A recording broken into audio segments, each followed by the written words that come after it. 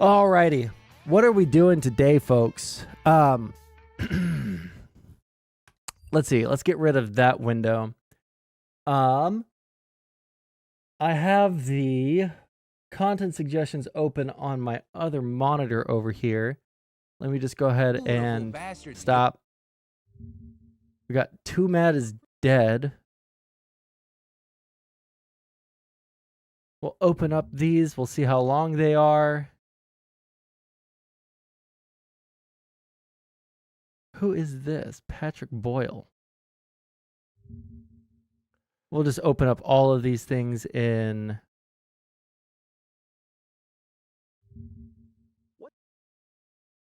this window right here. Make sure we got all the things.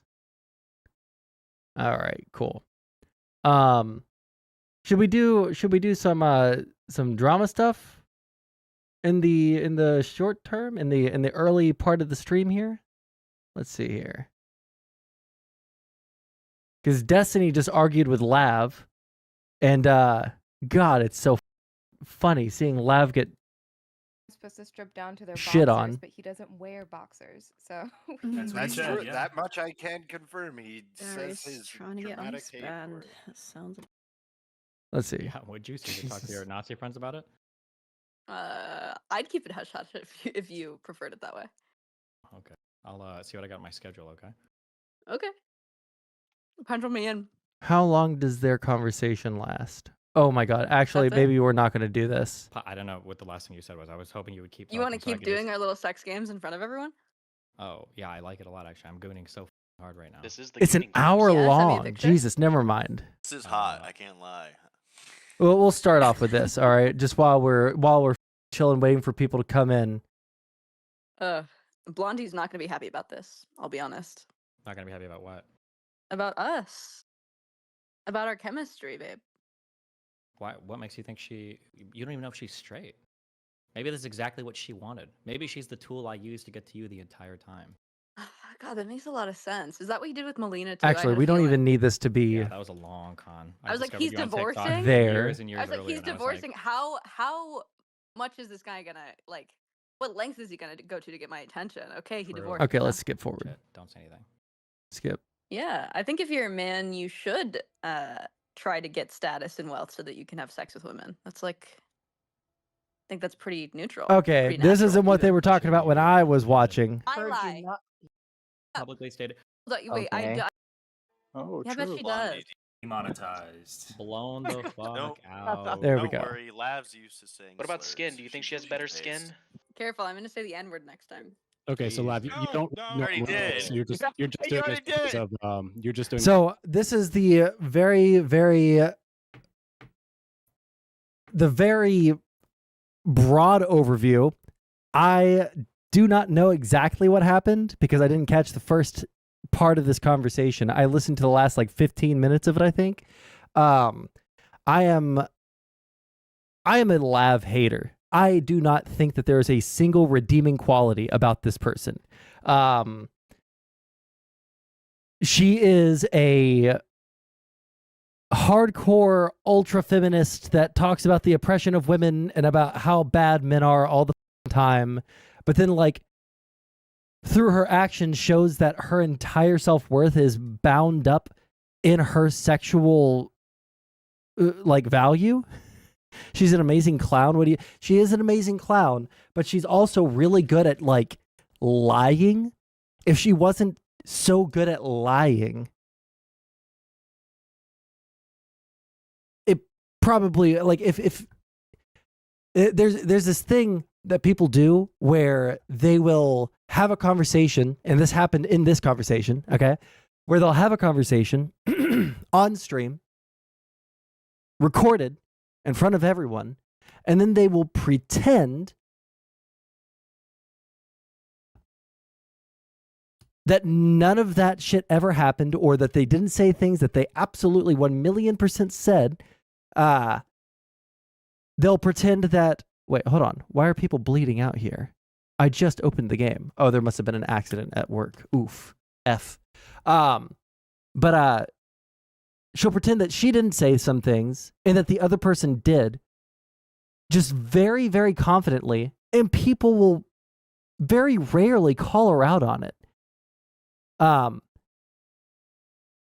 People will give her 1 million passes to break the TOS of their discords, and this is, I don't have very many criticisms of J-Stock. I think that he's like probably a pretty fair guy, and I think that he's probably a good person too. Like, just based off of the way that he talks about things, he seems like a person that has like character and won't just like immediately shit on someone or backstab them or whatever now, I could be very wrong about that. He hasn't been streaming for very long, and I haven't seen too much of his content, but he seems like a pretty like chill, normal human being, right? So I'd say he seems like a pretty chill, good dude, right?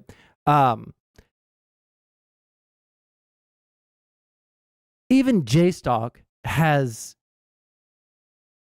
changed the rules of his Discord so that he didn't have to permaban Lav.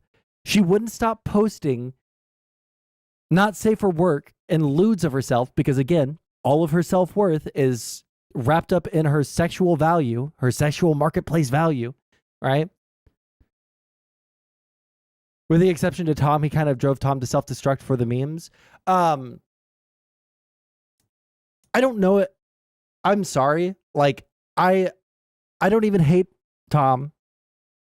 I've been talking to him in DMs, trying to see if he's willing to come on and like talk in a very chill, low pressure setting, right? So I don't hate Tom. I think that he was really in the way that he reacted to some stuff, right? Or the way that he responded to some stuff. I think that's like the biggest criticism of Tom. I don't think that Tom is a bad person, unless someone has something that could change my mind on that. But I don't know. I haven't seen anything that makes me think he's a bad person. Maybe but I don't think that J-Stock should be blamed for Tom having a meltdown, because Tom having a meltdown is Tom's problem. It is nobody else's problem whatsoever. Tom chose to react in the way that he did, and that's his deal. He was responding to J-Stock, yeah, and the way that he responded was the problem. Literally, like, people fling around insults and accusations and labels at people all the time. I don't understand why Tom reacted the way that he did. Right now, having a conversation with him, maybe I will finally understand and I'll finally get some insight into it. But like, as it stands right now, like, I think that the biggest issue or the biggest problem that Tom has is that he reacted so unbelievably poorly to the stuff going on, that it just, yeah. So what you're saying is that she'll kill herself when she hits mid-30s and the looks start fading. You're assuming that it's going to happen in the mid-30s and not before, okay? Because with the amount of stress that she puts herself through with shitting on people on the internet and then having everyone shit on her, yeah. Sure, I see your point. No comment. All right. But yeah, we'll keep listening to this for a minute, okay? Just because it's funny. The previous setup with the meme. And we'll speed it up slightly. Because you think it's pretty bad and goes against your view of the world, right? No, I think that, first of all, I think that people should be able to compare attractiveness. Also, for all the times that Lav has said that someone is very obviously male socialized when she's trying to be transphobic to people, right? Like, I have never seen a woman go so hard into debate bro memes in my entire goddamn life, ever. Okay? To the degree that she does. Okay? If anyone is the meme of male socialization, it is Lav. Wide the wave? Wait, what do you mean? Wait, is it something they said or did I do something? Sorry. Because of the previous setup with the meme, you wouldn't normally behave like this. Because you think Also, more than Kelly Jean, Kelly Jean does it in a very... Sorry, I'm going to come off as super sexist here just because I dislike both of these people. And it's not because they are women. I dislike them because of the way they interact with other human beings. All right. We're all human beings, and they act like they are both above it all, but then they engage in it. The way Kelly Jean engages, there are some similarities to Lav, but I think Lav does it in a much more like gamer bro, like male socialized way. Kelly Jean is more entertaining than Lav. I can't find the entertainment value because I just find the way that they engage with other people absolutely abhorrent. I think that they're actually you know what? Let me pause my statement. I was about to say they're both bad people. I think that Lav is just a bad person. I think that Kelly Jean is a little sometimes, right? But I'm going to come off as super sexist here. Oh yeah, I am going to come off as super sexist here because I dislike both of these people. I do not think that I don't think that they treat other people well, and I don't like that. But Kelly Jean is more of like a disinterested kind of, arguer. Like she's just disinterested, right? And everything is boring, and I don't understand why we're even talking about this or why this is an issue, blah, blah, blah. It's kind of cringe, right? Lav, she does it in like the most gamer bro, male socialized, quote unquote, way imaginable. All right. And then she also does that, but then she tries to show that she's one of the boys.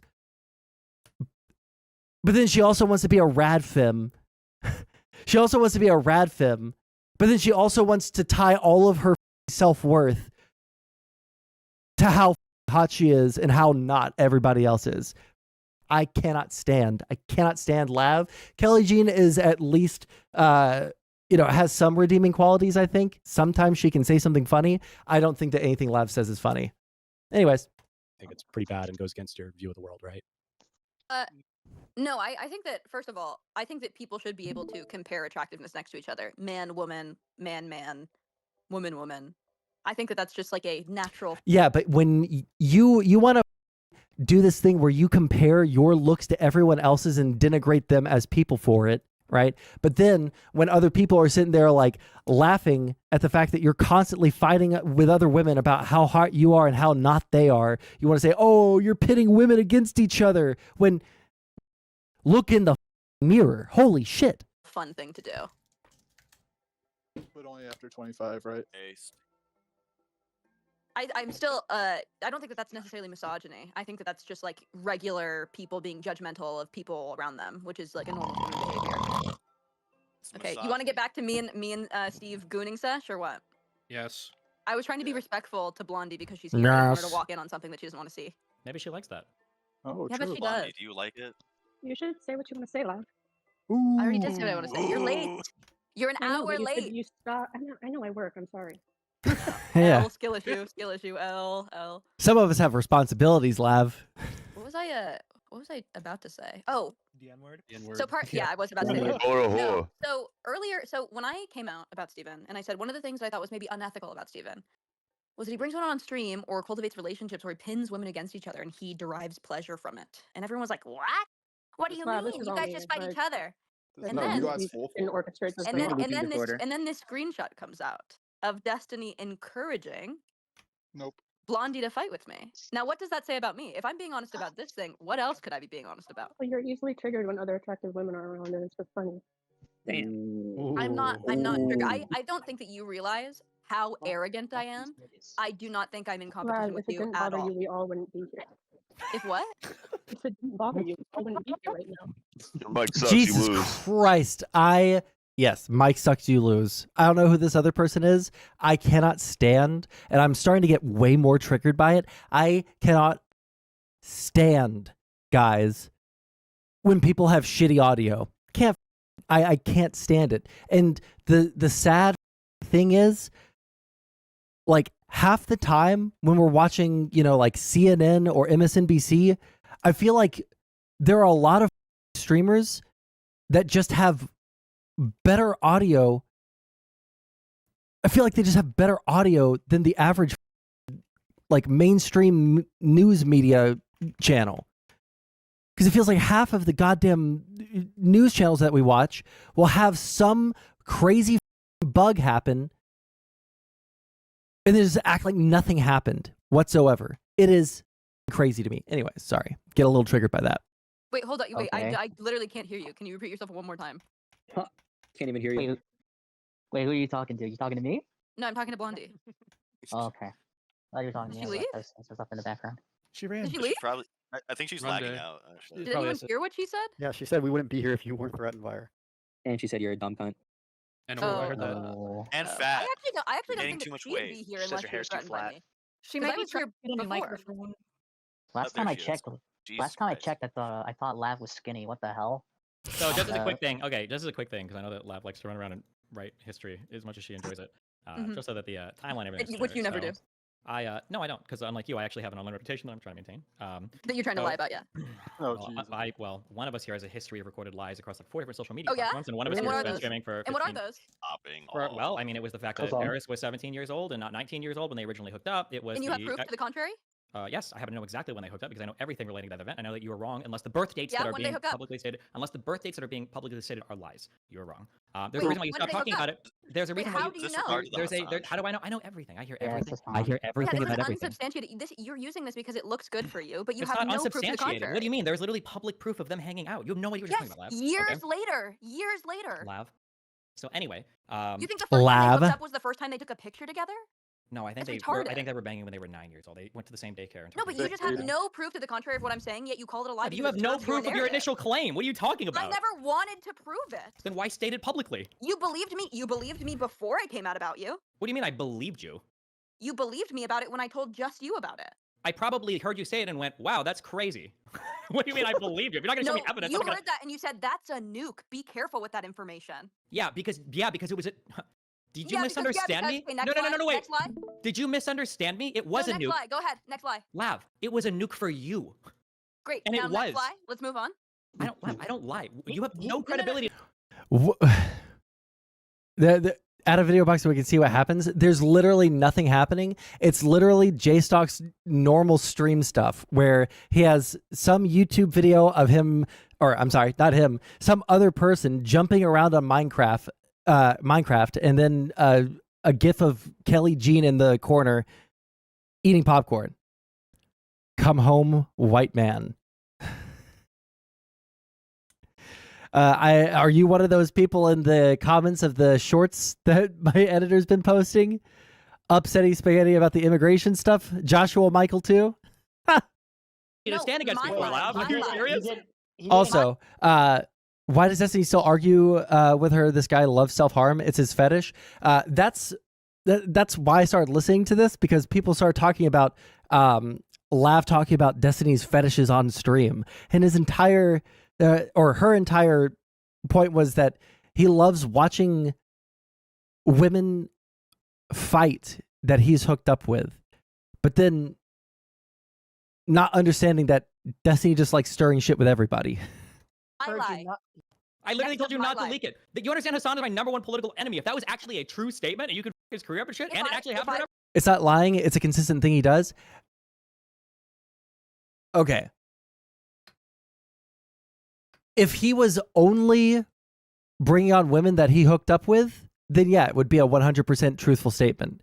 But that's not what happens, right? He brings on all of his male orbiters too. It's not only people that he hooks up with. So I don't think that I don't think that rings as true. Right? You winning? Bro, I'm always winning. How are you doing, Wick? I would have said that before I came out about you. You would have been like, guys, leave her alone. It might be true. But the fact that I did it after I came out You about are you, running is what serves your on narrative. you are Okay, running on so you say narrative that I'm a fumes. liar. Lav, you're What is running the on next narrative lie? fumes. You're running on narrative fumes. Lav, I won't listen. You're not going to find a Destiny. What's the word? Coom defender. I don't know what to call it. I'm not going to like sit here and defend Destiny's sexual proclivities because I don't care to. I think that the amount of sex that he has might be indicative of like sex addiction, sex addiction. I can't speak anymore, guys. I might need like a speech pathologist because I just like slur through my sentences all the time. It's actually a little bit worrying. But he could have up with Lycan and Abba. Yeah, you know what? I mean, like with all the thirst traps that Lycan's posting, you never know. What is the topic? Destiny sex life? Oh, Lav and Destiny just were arguing on JStalks, and because I just started stream, I'm chilling and listening to it and arguing with people in chat. Did you see a neurologist? No, but it's not like it's not such a big deal that I feel like I need to go to a neurologist, you know? Everyone on that panel is a massive terminally online loser. DGG is so bizarre and weird.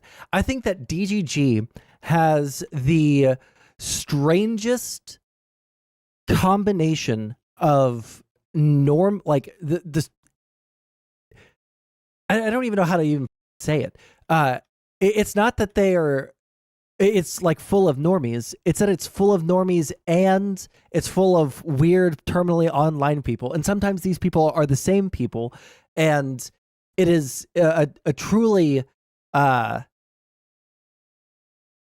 insane thing to witness. Okay. Mr. Girl was right. That shit borderline a cult. I think that there's like so many normal people in Destiny's community. I don't think that it is a cult. I used to waffle on it, but now I feel like I have a pretty good view of it. I just think it's a normal internet community, bro. At least that's where I'm at right now. Feels like it's just a normal internet community. Defended people This that do means horrible nothing shit to to me. me. I don't What make is the next lie? claims. With the caveat that some of them think that they're debate bro geniuses as a result of watching Destiny. With that caveat, okay. I have recorded. What is my recorded past? Next one. Anyway. Okay. So the history for whatever just the happening here is somebody messaged me and somebody said No, hold on. You're Lav and really another trying to girl. get away from Somebody this. messaged me. My Somebody messaged me. lies. Somebody Steve, messaged my me and lies. said somebody messaged Oh, me. this and looks said, bad "Lav, for I'm not you, here to Stevie. go over your entire history. You're not doing the conversation hijacking Stevie, thing. You this get away with looks every really other bad person. for you. No, What it else have I doesn't lied look bad about? for me, Lav.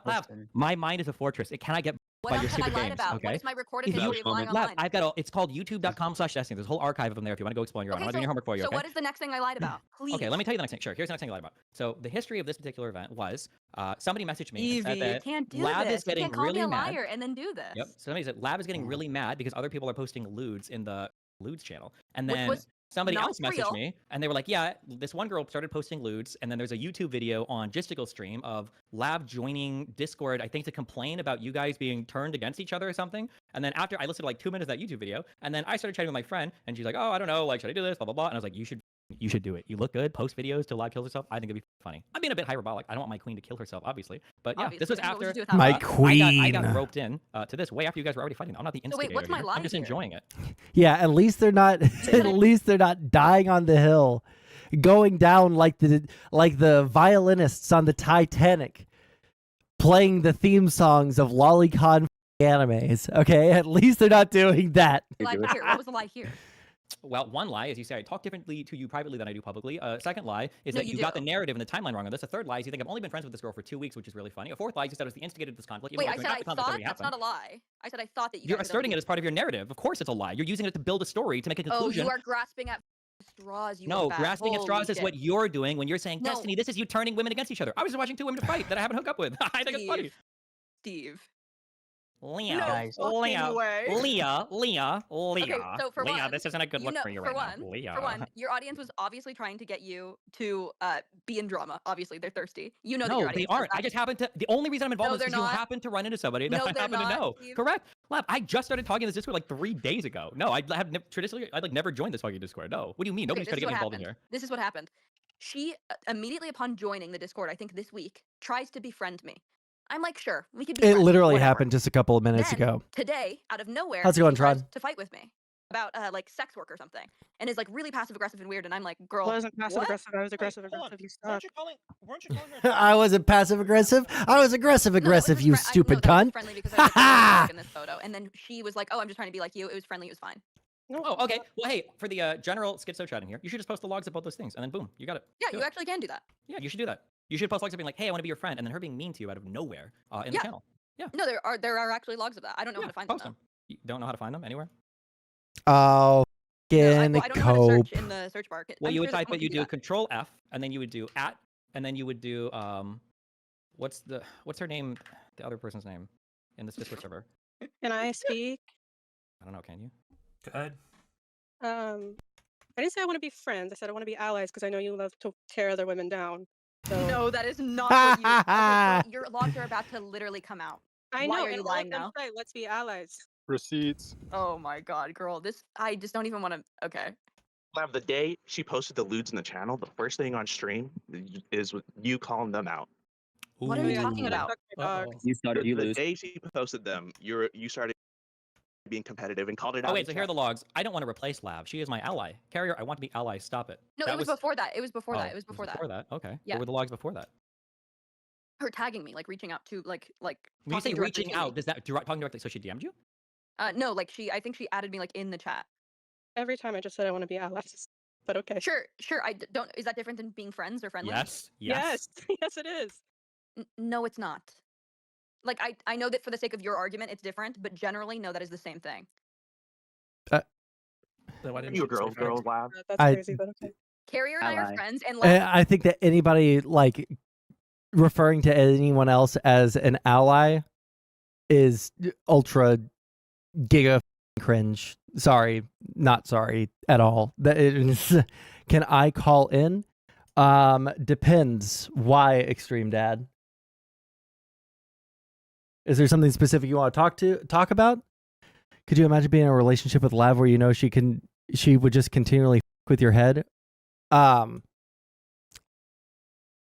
would sooner set myself on fire and then jump off of the tallest building in the world straight onto a rusty spike, ass first, than even consider thinking about that reality. Okay. and I are friends, and I act like a middleman for their communication. That's okay, sure. I said we're friends. I didn't say I want. I was just saying that So because you guys know were that ally fighting. and friends is the same thing. I was just saying that because you guys were fighting. Interesting. Oh, you were just saying like girl, come on. Okay, wait, hold on. Let me just check here. Is the standard for friendship that somebody said in a Discord once that like, oh yeah, we're friends, like immediate conversation? Is that what, when you say friend? I'm just trying to figure out because to me, friends is No, like so you have out of- conversations with each no. other, you might share problems. At the very least, you're like friendly and like Okay, DMs or something. You're Is being this just like fucking autistic. no? She Hold on. literally- You putting she out one message saying, well, we were close friends. We were friends with each other. I can't believe it. When you guys like don't talk to each other, don't have any Wait, friendship, I don't even didn't DM. say that we were close friends to each other. What are you talking Okay, about? then you weren't really friends at all. You were just like two people in a Discord. No, Yeah. I was just, you said I Not- fucked my dog we like were the same night. friendly. It's not serious. Oh, what the is going on? Is that Am true? I- Did you am- accuse am her I- of f***ing her dog? Yeah, she did. Oh Yeah. my god! Why would you say that? Did she fuck her dog? Yeah, Okay. she did. Isn't there photos of you with your like mouth next to your dog's dick or something? There are. There is a photo of me sucking my dog off. I'm Yeah, struggling to care that's about been, any of all this. over the internet. Not a good look for you, Leia. Yikes. Yeah, I'm Yeah, probably oh, gonna you're give it using my another real 10 name minutes just for the now? memes. Wait, hold on, I just blushed. Wait, hold on, I just blushed. You're using my real name. That's so crazy. I love the way that you say it. Okay, we'll do this for another like 10 minutes just for the memes, and then we'll move on to anyway, anything so one, else. My timeline was correct. She did try to Random game. be friendly, Damn, be this ally game with is so me. hard to learn how to We were totally play. fine, we'd make I have to jokes give with each myself other. so many handicaps. What are you talking She'd say that I was hot in Lude's chat. When she posted, I was like, naked woman, wah, wah, wah. Like, just like, normal, friendly. And then today, she tried to, like, start a fight with me about, like, sex work. She was like, Lav is doing whatever. And I was like, what the heck? This is so weird, girl. This is so weird. And then she was like, well, but I was nice to you before I learned that you were a bad or a mean-spirited person or whatever. And I was like, what? I've only been nice to you. And then she mentioned that she had heard some things. So I was like, Destiny moment. Keeper RL? Who the f is that? And then 10 minutes later, Amumu posted the screenshot where you were trying to pin us against each other, or pin her against me. Why do you think? Do you think I care about your relationship with other people in Discord that much? No, I think that you find it sexy to pin women that you've hooked up against each other. That's the No, claim. why would I do that? I don't know. Why did you do it? I did it because you guys were ostensibly already fighting. Oh, so you did do it. I just thought that you didn't do it. Did you hear what I just said? What you're saying Yes, when you I say did. do it, I don't want to blow up your ego because it, women, but you have do freakishly it perfect means skin and an do it. amazing Yes, body. we can You should all read. always When you just said post do it, you're immediately saying after pin Lav two people until against she each other. kills The herself. whole reason why I'm talking to Is her that pinning about this someone against particular me? thing. No, she was already pinned against you. You guys were already fighting. Oh, gotcha. You don't think that you can also Yeah, I found out about this game, and I actually love it. That's hold on. Wait. hold on, is that what you would like to reform your claim to be? That I laughed and encouraged you guys to fight with each other? Yeah, of course I did. Yeah, No that shit, is it's fucking that is hilarious my to watch. claim. No, your initial claim was that I instigated That it. you You said, tried to pin you her said, against- you you said, are just here, arguing you in a said battle we of were semantics joking. and No, like, no, oh Steve, no, I can't believe you're dying on you this just hill. you just gave the example. You're like, we were all friends and cool, and then out of nowhere she started attacking me, and it's because Steven pinned us against each other. That's what you said. Wait. Remember? Wait, now you're like, oh, your brain is working. No, At hold on, high because IQ. I knew because we both knew that there was some like weird. The Like, messages that Ashkenazi were trying to do IQ is against kicking her in, guys. yesterday, but nothing happened. Like we were both like, "There's no fighting." Even she posted in the chat, like, "Guys, there's no competition. We're not fighting." Like there was clearly nothing. And then today, after she talks to you, there is something. Where'd everybody go? Is something happening? I'm moving them out so I can show my overlay on screen. Oh, I thought we were just... The room's being cleared out. Go ahead. You keep going. Listen, Keep going, keep fighting. My content needs to keep going, please. No, no, we're not doing this. I don't care that much. I've made a false claim about me, okay? I listened to you. I know you were mad because I listened to you. Jistical. When was it on stream that Lav had her mini meltdown about you guys comparing the two or whatever? Do you remember? Was that 2 nights ago? No, it absolutely was, because I listened to it on Kick VOD. It was 3.5 hours into a Kick VOD. Somebody sent it to me, and they were like, oh, here's like Lav having another meltdown. And I'm like, okay, and I clicked this. This is like, where I said, "Stop pinning us against each other. There's no beef." was this 2 days ago, 3 days ago? Do you remember how long ago this was? Where I literally said there was no beef, and then yesterday when she said there was also no beef. Jessica, do you Where's the beef? Come on. I gotta find this. And who sent me this? Which one you sent me this? Oh look, Lav and I are now besties on the 11th. Woman, this is just looking bad for you guys. Now, hold on, wait, Justical. I think he might be right, because I think that was when I told Lav, like, hey, if I Hold on, wait. What do you mean I think you may be right? Of course I'm right. Why the fuck would I make this up? This is all on the internet. I can't get away with lying about any of this. No shit. Wait. All right. Shit's cringe. Can I call? Wait, Extreme Dad, I asked you, what do you want to talk about? Do you have something specific, or are you just like wanting to like sit and chit chat? Like, is there something specific that you want to talk about? Because I'm totally chill with talking if there's something specific, but if we're gonna talk about like, like, yeah, just tell me if you want to, if there's like something specific and what the topic is. Did I say something that was offensive to you? Did I do something that was offensive to you, etc., etc.? Speak now or forever hold your peace, because I would like to move on to content that I have loaded up on my other screen. I'll give you like 60 seconds. Oh, thank you. Okay. We'll watch Too Mad Is Dead by the Sensitive Society guy. Okay. Who knows much about Too Mad? I know like very, very little. I talked to him once or twice because he was friends with Dylan Burns for a while. I know that he did a lot of, nothing. I know that I think he got big in 2020, getting links to like college courses that were being held over Zoom, or like work meetings being held over Zoom, and then doing really crazy shit. When I say really crazy shit, I mean like he would dance shirtless, and he was not the skinniest fellow in the world, he would do some racial humor. That's basically all I know, right? Okay, it says playing picture-in-picture, but it's not capturing the source. I hate this. There we go. All right, so that's basically all I know about the guy. I know that he had some sort of like actual full-on mental breakdown. No, it couldn't have been earlier this year because it's only February. It was early last year, I think. Like, he must have like some kind of like bipolar disorder type shit going on or something like that. And he had a full-on meltdown, which was not super great for him, right? He's just a problem, complete online, had allegations come out of creepy behavior, rape, and just... Oh, I didn't know about a rape. I thought that he just had like a schizo meltdown. All right. Well, then we will watch this and see what happens. Pretty sure a lot of you guys know that the popular YouTuber 2Mad recently allegedly, well not allegedly, this seems to be confirmed by TMC and a few other people, that he passed away at the age of 23. And in case you guys don't know, this is or was a huge content creator, over 2 million subscribers. He's known for that meme where he says goodnight girl, falls over. And the reaction that I've seen from people all across social... Oh, the reaction to him dying was gross, okay? I don't think that wait, hold on. It's allegations in court we'll never get a result of. Gotcha. Yeah. Well, here's my thing. Even if it's someone that I particularly hate, I think it's really weird for people to like celebrate someone dying, especially if they died under really, really unfortunate circumstances. So like, I don't know, someone overdosing, which is the alleged reason why 2Mad died. I think it's really weird. And I saw people like, I'm so glad this died. He overdosed while in queue waiting to play Overwatch. It's just like, that's really weird. Now, you want to talk about the Vosh stuff.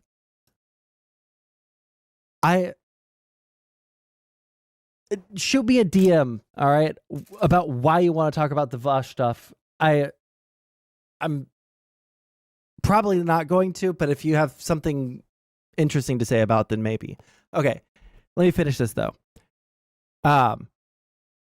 He died playing Overwatch. That's so tragic, having that as your last memory. See, that's the kind of joke that I think is funny, right? It might sound very similar to like, I'm so glad this is dead, with his like, you know, it's not. There's like some different character that I don't really care to do any like deep introspection on or anything. But I think it's very strange when people do this like weird celebration of someone dying in really unfortunate circumstances, unless they were truly an abhorrent, like evil person, right? But I think there's a difference between someone being cringe, someone being, you know, like having allegations, but nothing's ever like proven, right? And someone being like truly evil, right? Like Hitler's truly evil. 2Mad, probably not on that level, right?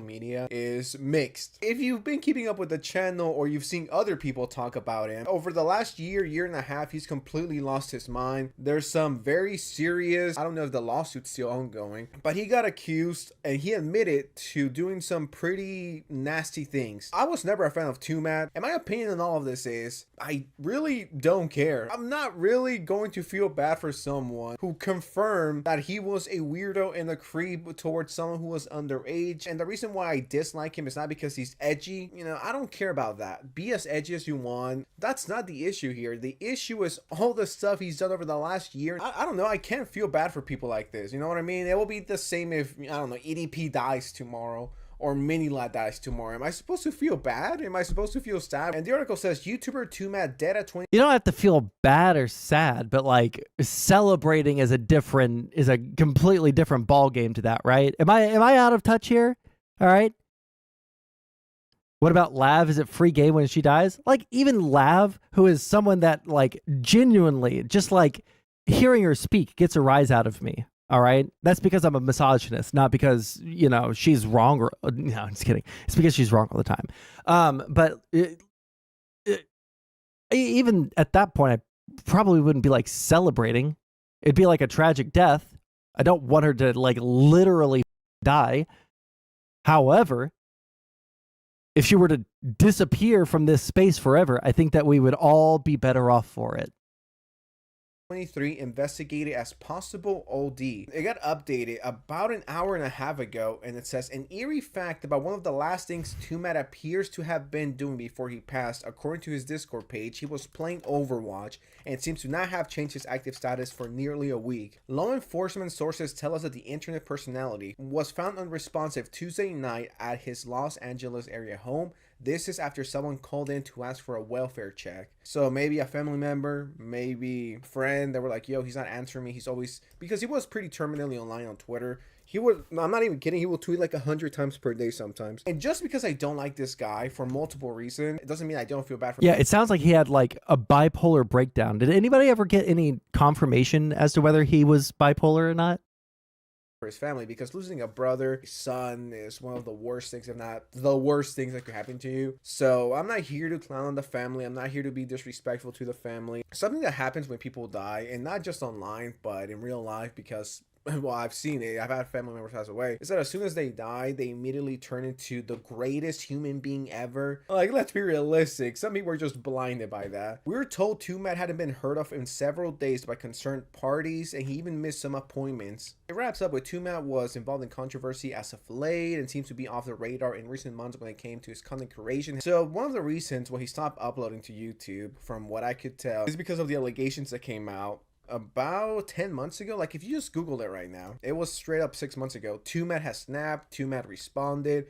2Matt's situation is insane, how 2Matt ruined his career. The YouTuber Jabroni says some news sites are reporting that he died last night. I just verified it, and then he pulled up his record, and it shows that, yeah, he did indeed pass away. Twitter has had a very interesting response to all of this. This person says, dude, move, you're costing us the game, 2Matt, and then they have Peter Griffin dying. And then we get this classic EDP meme. What's this, you piece of shit? What's this? Huh? Jesus. What's this? What's this? Huh? What's this?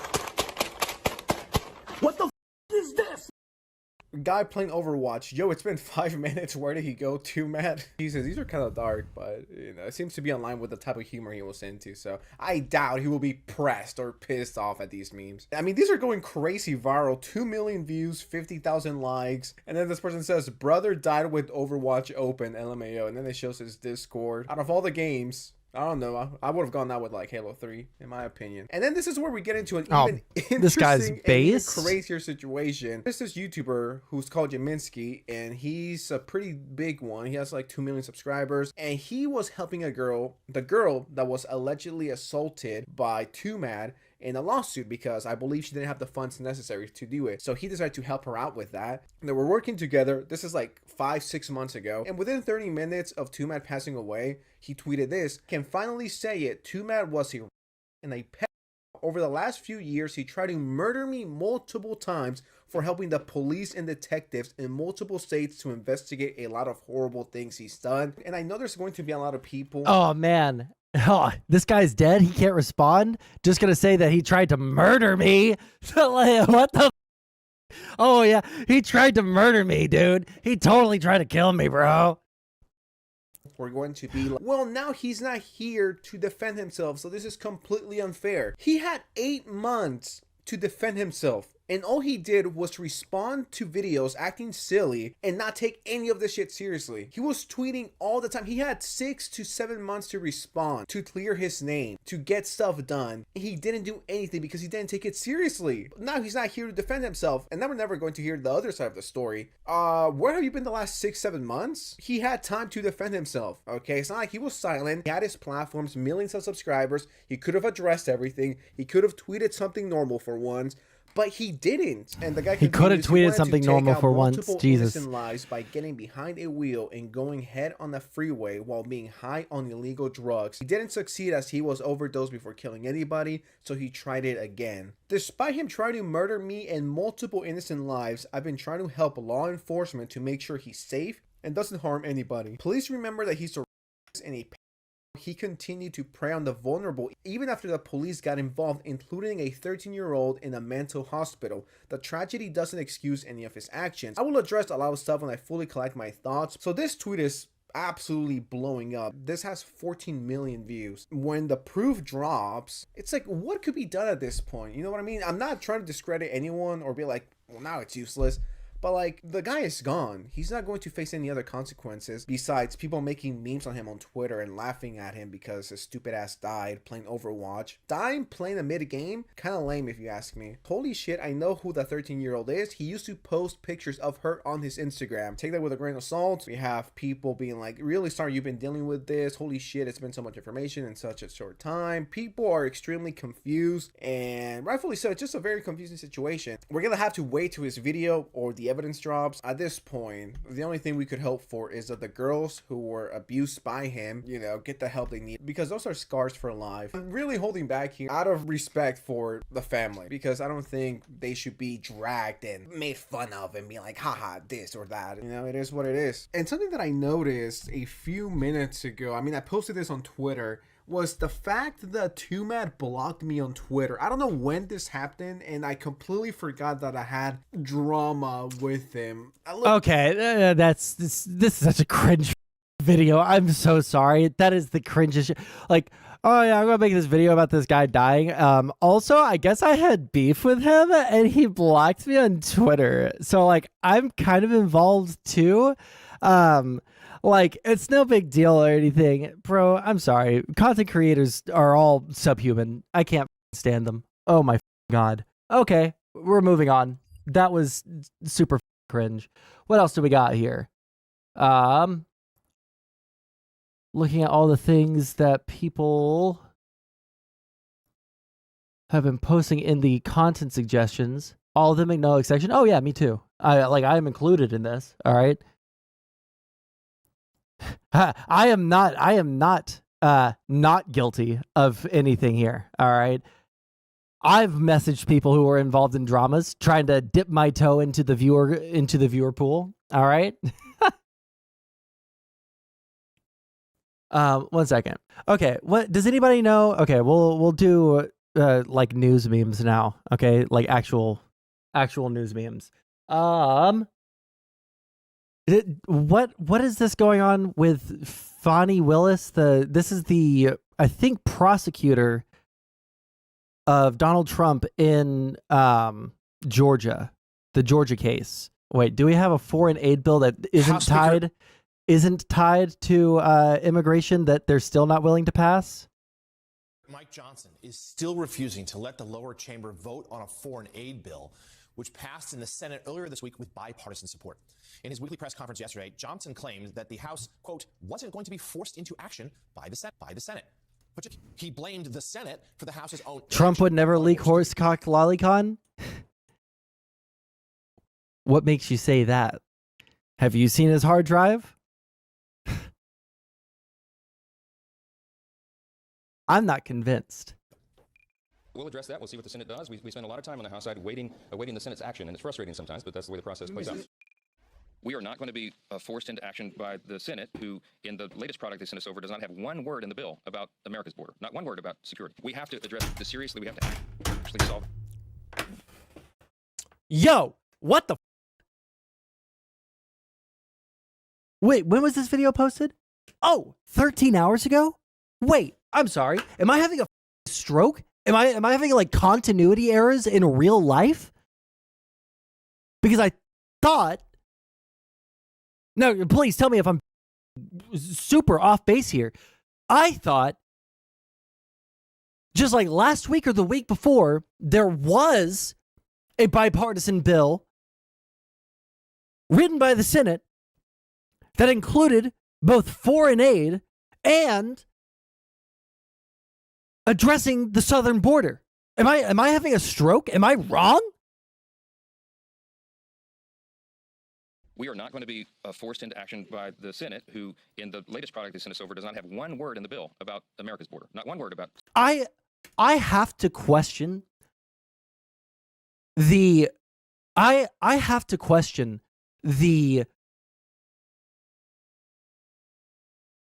intelligence. No, not the intelligence. The short-term memory. No, I'm going to say intelligence. These people are... If you support the Republican Party and you're like super ass mad about the border, and then you say, "Oh, we shouldn't support this bill because it doesn't have anything in the bill about our southern border," but then you were also saying not to pass the border bill last weak, you're either A, or you actually hate America. Like those are the two options. You either hate America and you just want every single part of our system to grind to a halt into perpetuity because you just want America to completely collapse to the ground, just running on fumes because you refuse to do anything ever. It's beyond commentary. Holy shit. It is beyond me. Security. We have to address this seriously. We have to actually solve the problems and not just take political posturing as has happened in some of these other corners. Let's be clear, Johnson's comments against political posturing came just one day after he led a vote to impeach Homeland Security Secretary Alejandro Mayorkas for no concrete reason, and simply political posturing. Joining us now, Semaphor's Deputy Washington Bureau Chief, Morgan Chalfant. Morgan, good to see you again. So let's start with those House Republicans. They are against this foreign aid package because it doesn't include in there a fix for the border. But let's also recall that it was just a few days ago when the Senate had a border compromise bill seemingly ready. Johnson declared it dead on arrival if it even reached the lower chamber. What exactly are the House Republicans trying to do? Right. So clearly, Johnson's comments about the... They're trying to do nothing.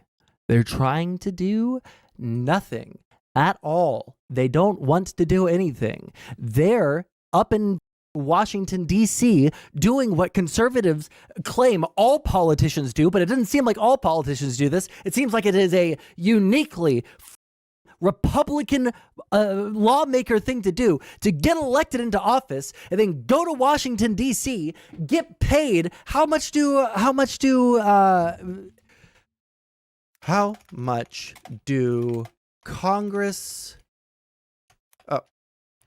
congressmen get paid? The compensation for most senators, representatives, delegates, and the resident commissioner from Puerto Rico is $174,000 per year. They go up to D.C., they get $174 per year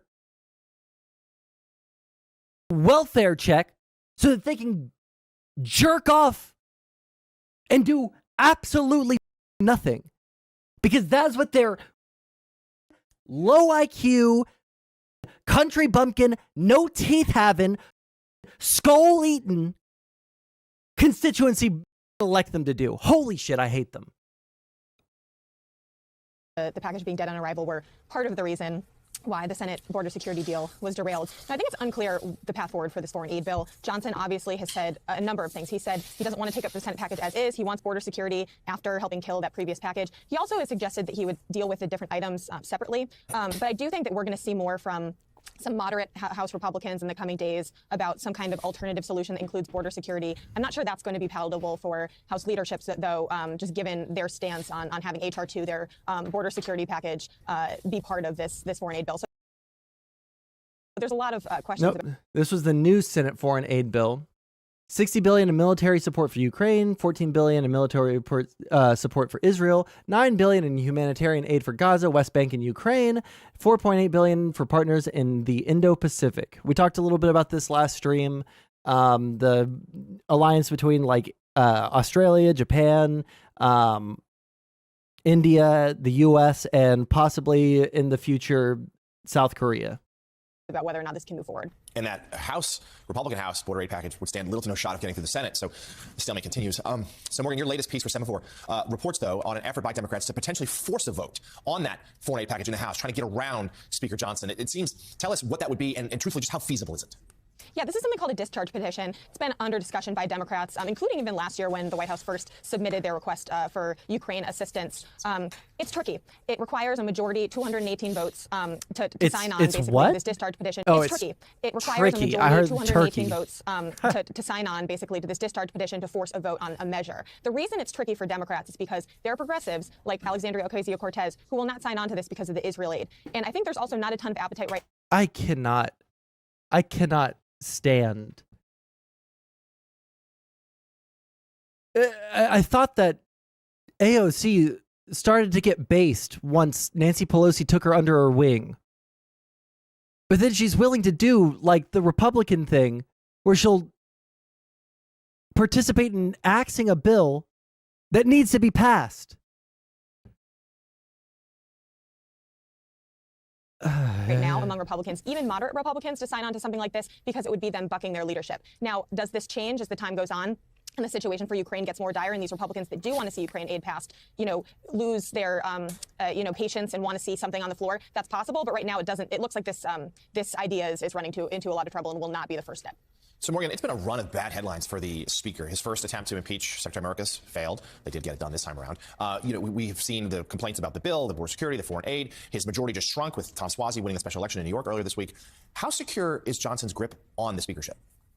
So I think that we're seeing, an inexperienced speaker deal with a very narrow, very difficult majority. This would be hard for even an experienced speaker, but Johnson obviously is coming out of, he's coming out of the rank and file. He's not coming out of a leadership position. This was, he was not expected. I also don't think there's a ton of appetite for the motion to vacate right now. I've talked to Republicans that have threatened it previously that say it's not on the table, even if he tries to put the Ukraine aid on the floor. Possibly that changes, but right now it doesn't seem like his role is under threat because I don't know who they'd replace him with. And there are more challenges ahead, let's be clear. There's also government shutdown deadlines looming. So there's a lot on this speaker's plate. Senator Forbes, Morgan Chalfant, thank you for joining us this morning. We really appreciate it. God, I hate these people. Okay. No. Okay. Oh, that's 4 hours long. Okay. Well, what is going on with Fani Willis? Is there AP? Fulton Fulton County District Attorney Fani Willis took the witness stand Thursday and forcefully pushed back against what she described as lies about a romantic relationship with a special prosecutor during an extraordinary hearing over misconduct allegations that threatened to upend one of 4 criminal cases against Donald Trump. A visibly upset Willis, who originally fought to stay off the witness stand, agreed to testify after a previous witness said her relationship with Special Prosecutor Nathan Wade began earlier than they had claimed. The district attorney's testimony grew heated under questioning from a defense attorney who's trying to remove Willis from Trump's 2020 election interference case, with the prosecutor at one point raising papers in front of her and shouting, "It's a lie." Do you think I'm on trial? These people are on trial for trying to steal an election in 2020. I'm not on trial no matter how hard you try to put me on trial, Willis told defense attorney Ashley Merchant. Let me just say, just as an aside, nothing related to this. I don't know what it is about, especially white Southerners. Okay, this uncontrollable need to find new funny ways to spell basic ass names. It needs to stop. Okay? It needs to stop. Ashley is not spelled like this, and everybody knows it. All right. At another point, Willis said Merchant's interests are contrary to democracy. Why do they have to be white? This is a thing particular to white Southerners. As a white Southerner, I can say this, okay? I have seen it. Sure hope no one in my family's watching, but I've seen it in my own family, I think. All right? I have seen it in friends of our family. We have seen people, I think there's an entire subreddit dedicated to this shit. It is a uniquely white Southerner thing. We can make fun of other people's naming conventions too, but something about white Southerners, they love finding goofy ass ways to spell like normal ass names. Okay, blah, blah, blah. Okay, this is what I want to know. What is she being accused of? I just need to know what she's being accused of, please. This isn't something that I'm going to get paywalled from, right? I would love to report this ad for doing what it just did. Charges. The prosecutor who has indicted him in a separate criminal case took the stand in an Atlanta courtroom. Do you swear me, Your Honor? Fulton County District Attorney Fani Willis has charged Trump and 14 others with conspiring to overturn the Republicans' 2020 election defeat in Georgia. 4 defendants originally charged in the case, including some former Trump attorneys, have pleaded guilty after striking deals with prosecutors.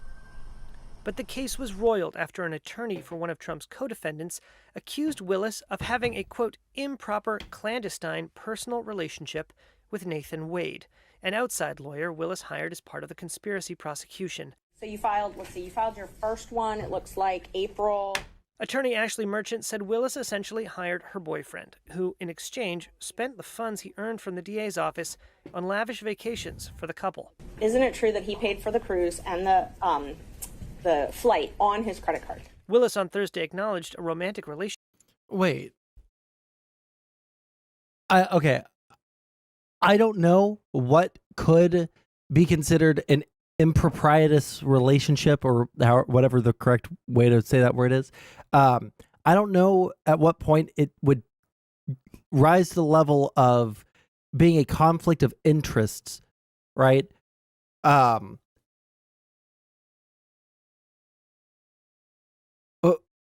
How does this change the case about Trump?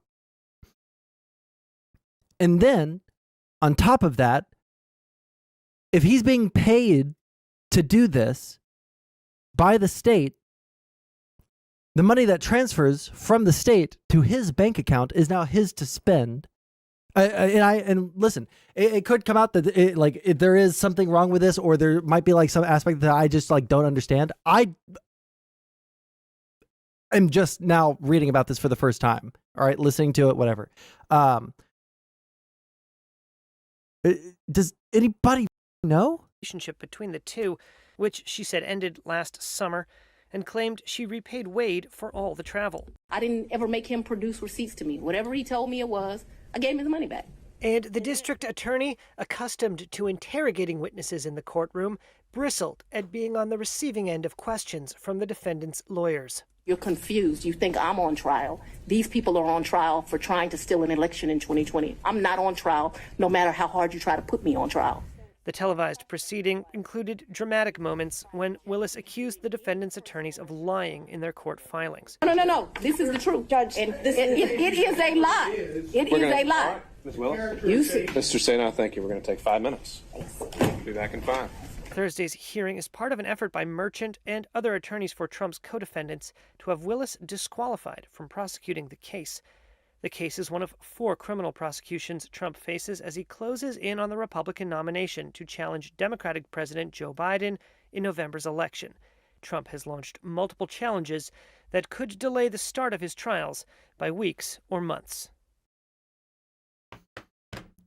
They don't really explain what the problem is. From the prosecution due to her relationship with Wade, who they say paid for trips the two took together while Wade was being paid by Willis's office.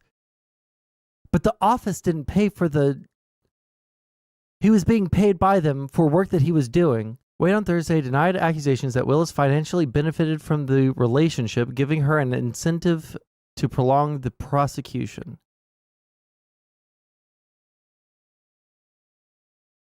Okay.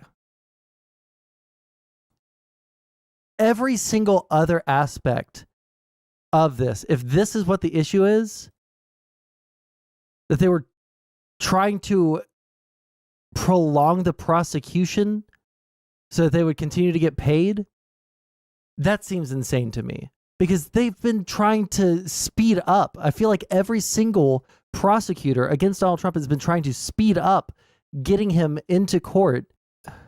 1 second. Pay thousands of dollars in cash to cover her share. Contradicted the timeline of the relationship Willis and Wade have presented to the court. After they met in 2019 and before Wade was contracted to lead the Trump case, Wade later testified that the relationship began in early 2022 while he was already working on the election probe. Okay. Trump's lawyers have been working to delay the various prosecutions he faces. Were he to win the November election, he could order a halt to 2 federal prosecutions or possibly pardon himself of any federal convictions, as well as argue that as a president, he should not face state prosecutions like the Georgia case. Okay. This is... Okay. Got it. Oh, Tom responded. Tom is not going to talk to me about this. Shame. Jesus. Okay. Let's see here. What else do we have here? Gen Z says 74K per year is no longer middle class. And we gotta have a serious talk. To some people, this probably won't come as a surprise, and to others, this could be something you've never even considered. But regardless, here's what we're currently dealing with. Gen Z doesn't agree that $74,000 is middle class. No kidding, it's not even close. Check this out. If you take $74,000 for a Gen Z, or let's say they have a bachelor's degree and they're 25 years old, the take home after taxes, 401k, and health insurance is $4,300. The average college monthly payment on a loan is about $500. You're down to $3,800. Split a 2-bedroom apartment in a medium-sized city like Orlando, so that their payment is $1,200 a piece, $200 for utilities, so $1,400. Their groceries are going to cost about $600, a $400 car payment, $200 in insurance, $150 for gas, $100 for a cell phone, leaves you with $950. This is no savings, investment, no emergency fund. Let's give them at least $300 to go on a couple dates or hang out with their friends. They're left with only $650. It would take you years to save up the $30,000 that you would need for a down payment on a house with the closing cost. But even if you could get that down payment saved, you would still need to make $120,000 a year to be considered for a $400,000 loan. The middle class, the goalpost has been moved from $70K to $120,000 in just the past 2 years. So given the unbelievably massive out... I'm sorry, say it again. That you would need no savings, investment, $3,800. Split a 2... Expenses. Okay, let me actually, you know, this. I'm not even going to play the game. I don't feel like playing the game. Bachelor's degree and they're 25 years old. The take home after taxes, 401k, and health insurance is $4,300. The average college monthly payment on a loan is about $500. You're down to $3,800. Split a 2-bedroom apartment in a medium-sized city like Orlando, so that their payment is $1,200 a piece, $200 for utilities, so $1,400. Their groceries are going to cost about $600. Average college monthly payment on a loan is about $500. You're down to $3,800. Split a 2-bedroom apartment in a medium-sized city like Orlando, so that their payment is $1,200 a piece. Like Orlando is okay. The average rent in Orlando is $1,900 for almost 1,000 square feet. What is a place like average rent Houston? Why would you choose Orlando, bro? Most expensive rent Florida. Is it in the top 10? It is in the top 10. Right behind Tampa and Miami. You know what? Let me look up average rent price cities, US cities. Is it? I wonder when this was most recently. Oh my god, this is not what I was expecting. Okay. Average rent prices in the largest US cities. Really, Dallas? Of all places? Also, why is this webpage so huge? Really? San Antonio, Philadelphia, Phoenix, Houston, Chicago, Los Angeles, and New York. I don't feel like Houston should be in the most expensive here, like whatsoever. Rent's not like that crazy in Houston, but I wish there was like a top 100. Well, here's the top 15. Oh, well, look at that. Orlando is number 15 with the highest median rent. Let's see. Are they in the top? No, they're not in the top here. It just seems like such a strange thing to choose Orlando and say like, oh, because it's medium. It's in Florida. After taxes, 401k, and health insurance is $4,300. The average college monthly payment on a loan is about $500. You're down to $3,800. Split a 2-bedroom apartment in a medium-sized city like Orlando, so that their payment is $1,200 a piece, $200 for utilities, so $1,400. Their groceries are going to cost about $600, $400. Oh, wait a second. Does this say for a 2-bedroom, it'd be $1,200? Doesn't seem like it. I don't know where he's getting this like number. Okay. $100 car payment, $200 in insurance. $400 car payment. Get a cheaper car. Get a cheaper living situation. Food might be accurate. Insurance, $150 for gas, $100 for a cell phone, leaves you with $950. This is no savings, investment, no emergency fund. Let's give them at least $300 to go on a couple dates or hang out with their friends. They're left with only $650. It would take you years to save up the $30,000 that you would need for a down payment on a house with the closing cost. But even if you could get that down payment saved, you would still need to make $120,000 a year. Wait a second, but Okay, here's my question. Why is owning a house the landmark or the benchmark for whether or not you're successful? That's something I don't understand. If you're 25 years old, do you need to own a house out in the suburbs? Do you want to live in a house out in the suburbs? No, you don't. Wealth you can pass down at 25 years old, Nair. He's talking about being a 25-year-old. To be considered for a $400,000 loan. The middle class, the goalpost has been moved from $70K to $120,000 in just the past 2 years. So given the unbelievably massive outcry this video received, which is over 10 million views, 1 million likes, and over 35,000 comments, let's break down exactly what's going on, why people believe that even $100,000 a year is no longer middle class, and then what you could do about it to immediately put yourself in the best position possible to come out ahead as soon as you hit the like button, and subscribe if you haven't done that already. And as a thank you for doing that, I'll show you a picture of my cat Ramsey. So thank you guys. Like, I'm sorry. Like, I am not a college graduate yet. All right, working on that. I don't make nor have I ever made near $74,000 per year. All right, and I've been able to kick it just fine. There's been some struggle periods. A lot of those were my own goddamn fault, and I can recognize that. How is 74K not middle class? Thanks so much. Okay, Also, keep big thank you going. to Policy Genius for sponsoring today's video, but more on that later. All right, so to start, all of this began from a survey of 1,500 American voters who weighed in their thoughts on earning $74,000 a year. And from this group, only 41% of Gen Z believed that this would qualify as middle class. So what exactly is happening? Well, for some context, since 1970, middle class wealth has shrunk by nearly 50% during the same time that upper income wealth increased by almost 30%. As far as why this is happening, when you really get down to it, low interest rates and high inflation push asset values and prices higher while simultaneously devaluing wages. Hence why, if you're just starting out, it seems impossible to be able to buy a house. Like, just for a little more context, consider that back in the 1950s, the middle class income was just $3,300 a year. The average home was barely double that at $7,350, and the average car was only $1,510. This meant that with just a few years, you could theoretically set yourself up with a pretty good life on a single income. But today, that's not the case. In 2022, But also the inflation. The median income was reported $1,000 in 1950. Let's see. Let me just inflation. Wait, hold on. Inflation calculator. $1,000. If in 1913 I purchased an item for $1,000, in 2024 it would be $31.15. Does that seem right? 1930. Let's do 1950. Okay, that's $12,000. Okay, let's look at some of these things really quick. The median home value of $7,354. $7,354. Calculate. That seems kind of normal, right? Looks at statistics, not at clout-driven streamers. 74 is middle class. There is no debate. I have no idea if that is a criticism or if it is you agree with me.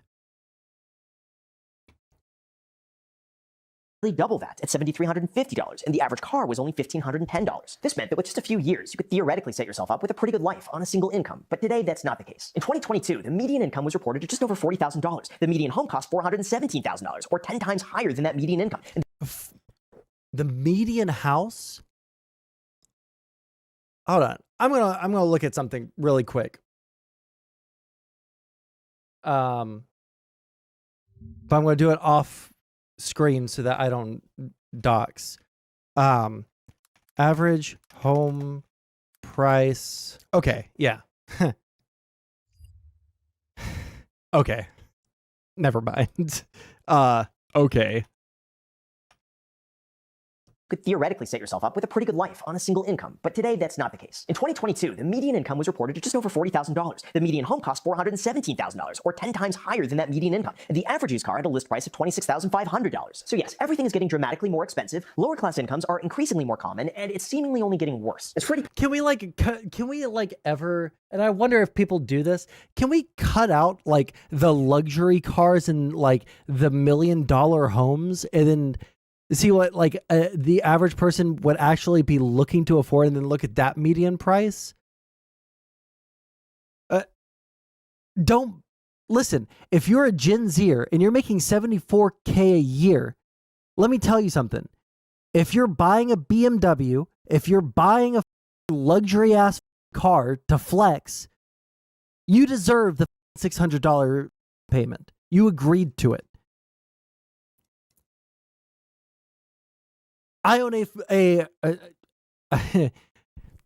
through some trickery, all right, not some trickery, through some exigent circumstances, I was able to afford a new car, right? My previous car had a recall. They were like, hey, if you trade in this car that has a recall rather than, suing us, then we will give you, X amount of money down on a down payment for this car, right? That's the only reason I have a new car. Even then, even with that good deal, I wasn't getting the average price is $26,000 for a car. Get a Kia, dude. Get a Ford Explorer. Used car, $15 phone plan. Do not touch cable TV. Lots of money saved right there. Like, I don't know where this money is going to. Points out, here are the numbers that we're looking at today, and I'll make sure to break down each and every item. Also, I'm pretty sure, I know, my phone bill is not $100 per month. To begin, he explains that a $74,000 salary is reduced to $4,300 a month after taxes, health insurance, and 401k contributions. And to be honest, he's not exactly wrong depending on where you live, but he is rounding down. For example, if you live in one of the highest income tax cities in the country, like Los Angeles, you're left with $4,695 a month after tax, giving you an extra $395 a month to put towards your health insurance and 401k contributions. But if you live in a zero income tax state, you're going to be left with $683 a month towards these items. So you're either going to have a lot of excess or you're going to be stashing away a decent amount for retirement, which is good. Second, he assumes that $500 a month is going towards student loans. I believe he got this number from the BLS education report, which adjusted the average student loan payment in 2016 to inflation, coming in at $503 a month. However, it was found that the average federal student loan debt is currently sitting at $30,000, which requires just $300 a month to pay off over 10 years. So we have some potential savings here for the typical Gen Z.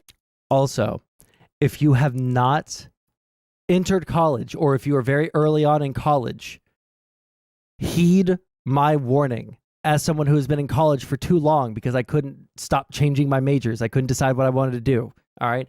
Heed my warning. Do not take out a private school loan. Don't do it. Get a federal loan.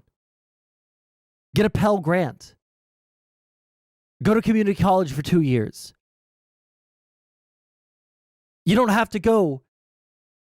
You don't have to go to, University of Texas or, your state college all 4 years. You're not missing anything.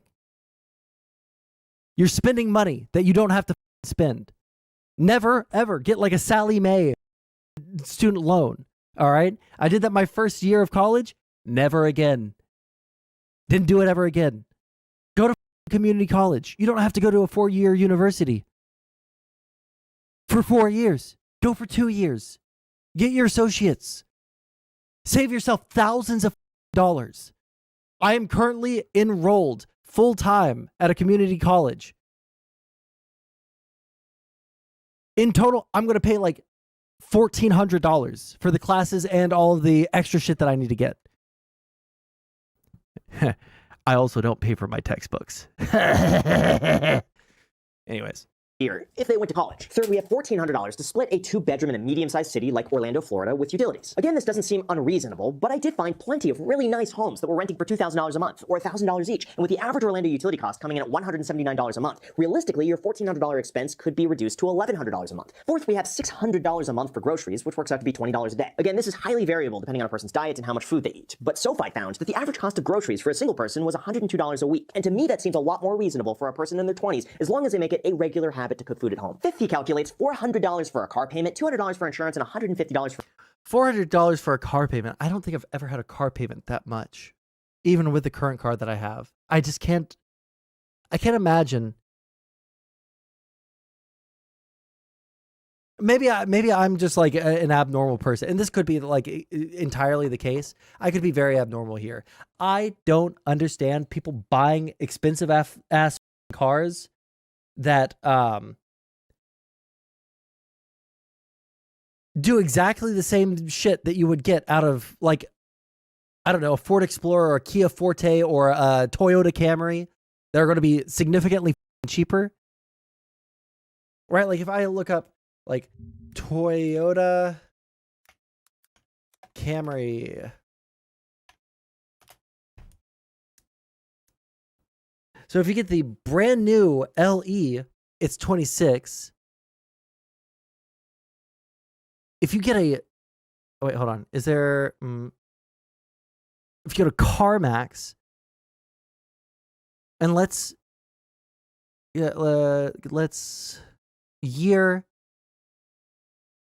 say from, you know what? Let's say from 2018 to 2020. No, let's say to 2022. All right. That's going to be significantly below. I mean, like, unless you're getting the XSE trim, but you look at 23, that's $6,000 less, $21,000, $20,000. Did I see 18? No, I didn't see 18. I don't know where I saw 18. Oh, I might have seen 16 right here. Or 2018 right there. It just doesn't make sense to me to buy like expensive ass cars, but you know. For gas. And to me, this some older cars have all the features too, but are nice as. Yeah, my first car was a 2012 Volkswagen Jetta. It was cheaper because it was a manual transmission. All right. And bro, that was my favorite car I've ever driven in my entire life. I had leather seats. Okay. I had leather seats. I had a manual transmission.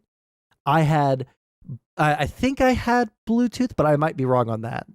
I definitely was able to play music from my phone over my speakers. All right. I had radio and air conditioning until that shit broke.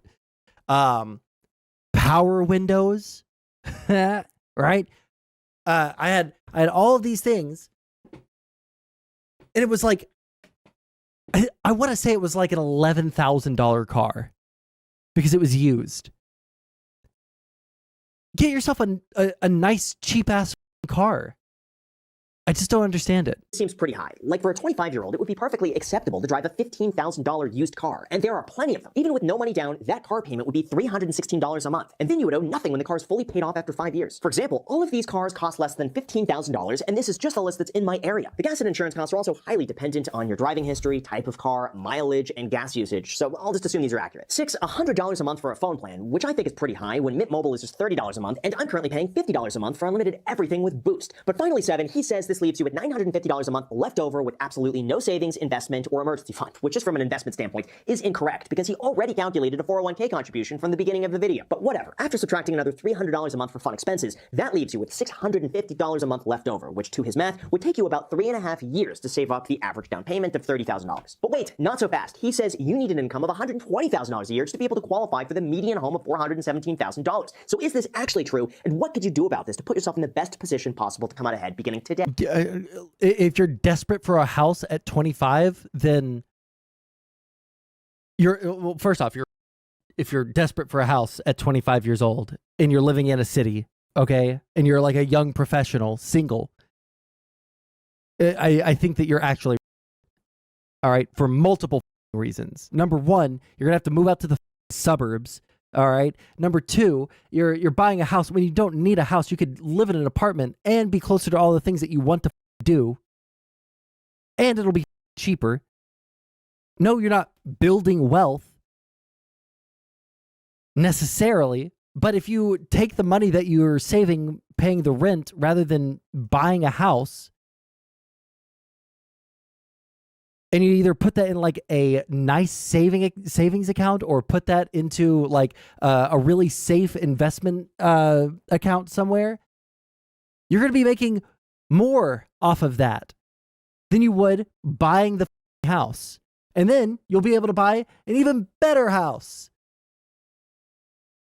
Especially as boomers die off and those houses start going on the market, the housing prices are going to go down. And if we're able to vote legislation that makes us able to build more housing so that more people are able to, move into places, right? housing prices will go down. Yeah. Although before we go into that, I have to say this is exactly why you should always prepare for the unexpected. Just as important. The thing I hate is if the mortgages in the area are cheaper than rent, but you still have to like save up the, you know, $10,000 to $15,000 to $20,000 down payment, right? When you could just like put that money in a savings account and then like profit off of it. But okay. Employment or income could change at a moment's notice. It's equally as important to make sure you put yourself in the best position possible to protect yourself and your loved ones with life insurance no matter what happens. And our sponsor, Policy Genius, is there to help. For those unaware, Policy Genius's technology makes it easy to usually don't like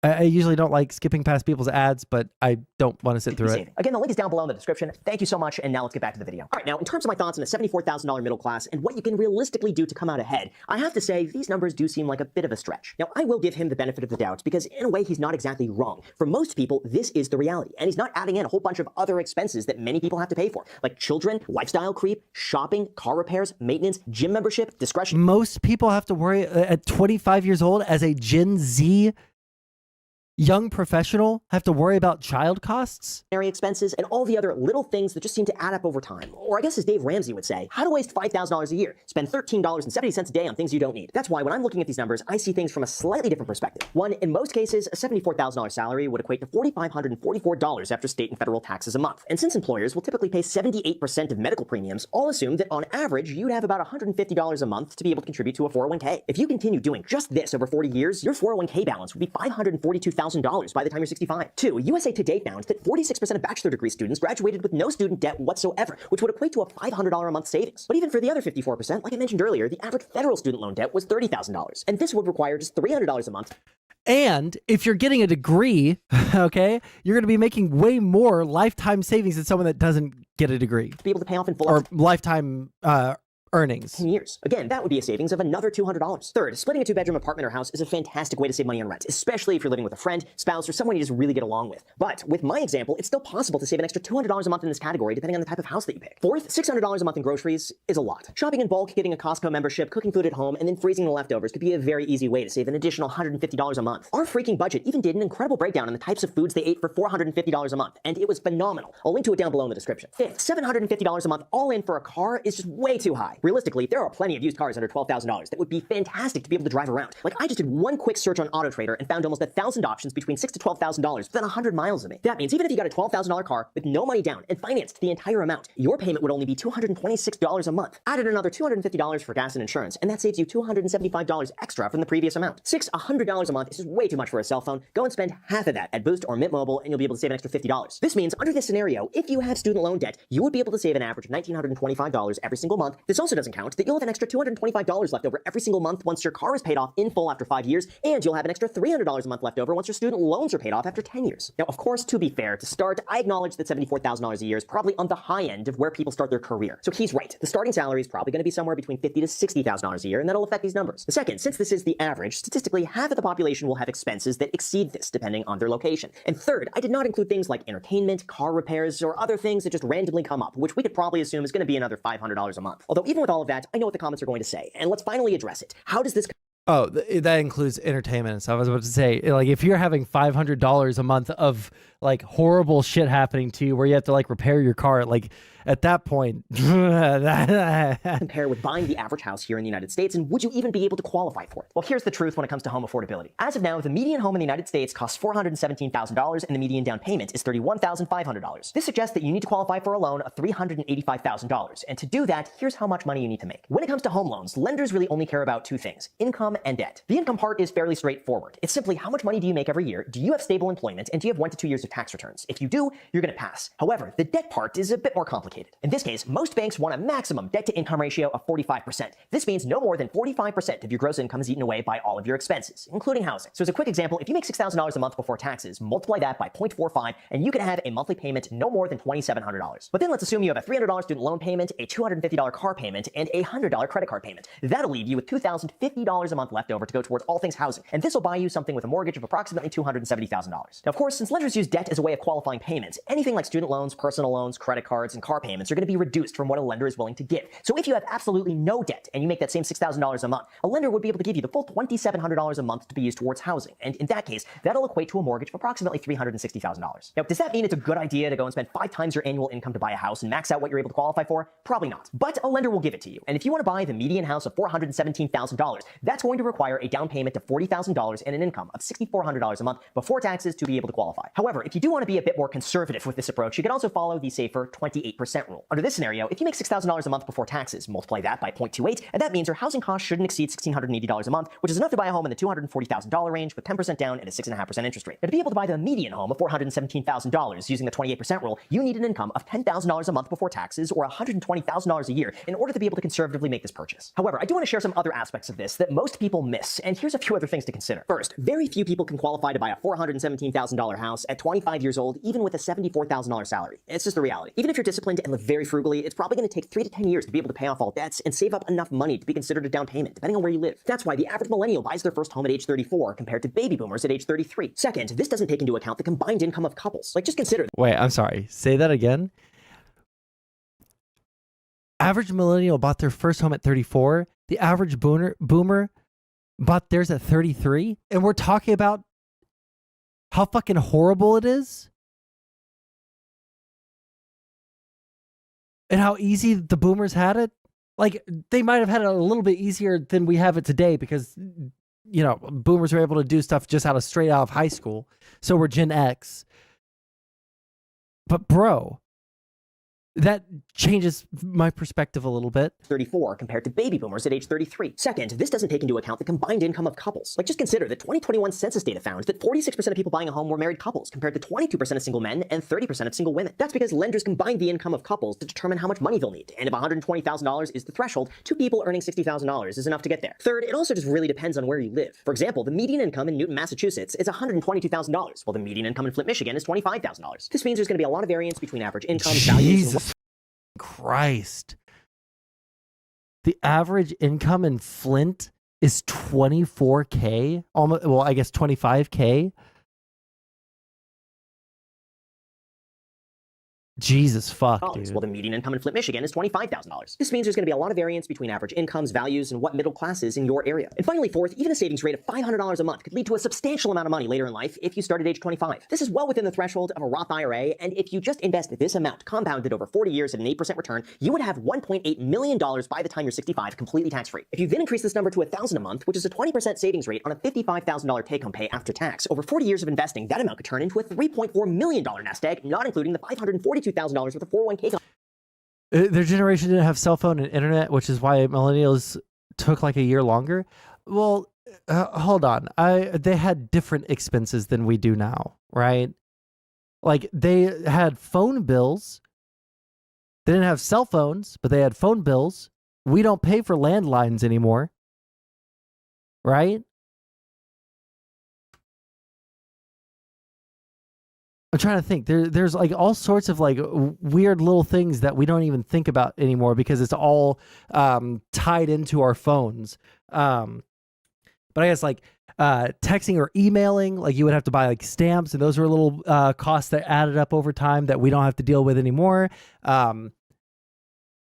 They had phone bills. What's old tech that they would have to pay for that we don't have to pay for anymore? I can't think of anything. I know that there are more. Landlines were expensive. Yeah, I mean, like, I'm just saying. Cable. Yeah, cable. I mean, I guess that was more of like a thing starting in the 90s, I think, right? Typewriter ink or something. Yeah, maybe. Oh, no. Stop. Contributions that we calculated earlier. If you don't believe these numbers, I'll link to every single one of my sources that cite average expenses down below in the description and in the pinned comments so you can see exactly where I'm coming from with these amounts and how this is extremely possible for someone making $74,000 a year, especially if they're just starting their career. Honestly, the way I see it, I understand. Like, the reason why millennials took a year longer for housing is probably because they I would probably attribute all of that to like student loan debt, probably, because I feel like boomers almost certainly didn't have to worry about that nearly as much. College was not only cheaper, even like given inflation, but like many boomers didn't have to go through college in order to have a decent living, you know? Understand why Gen Z is frustrated and why $74,000 a year no longer feels like a middle-class salary. I mean, even Dave Ramsey's team responded to this, and here's what they had to say. If you're just starting out, you're in your 20s.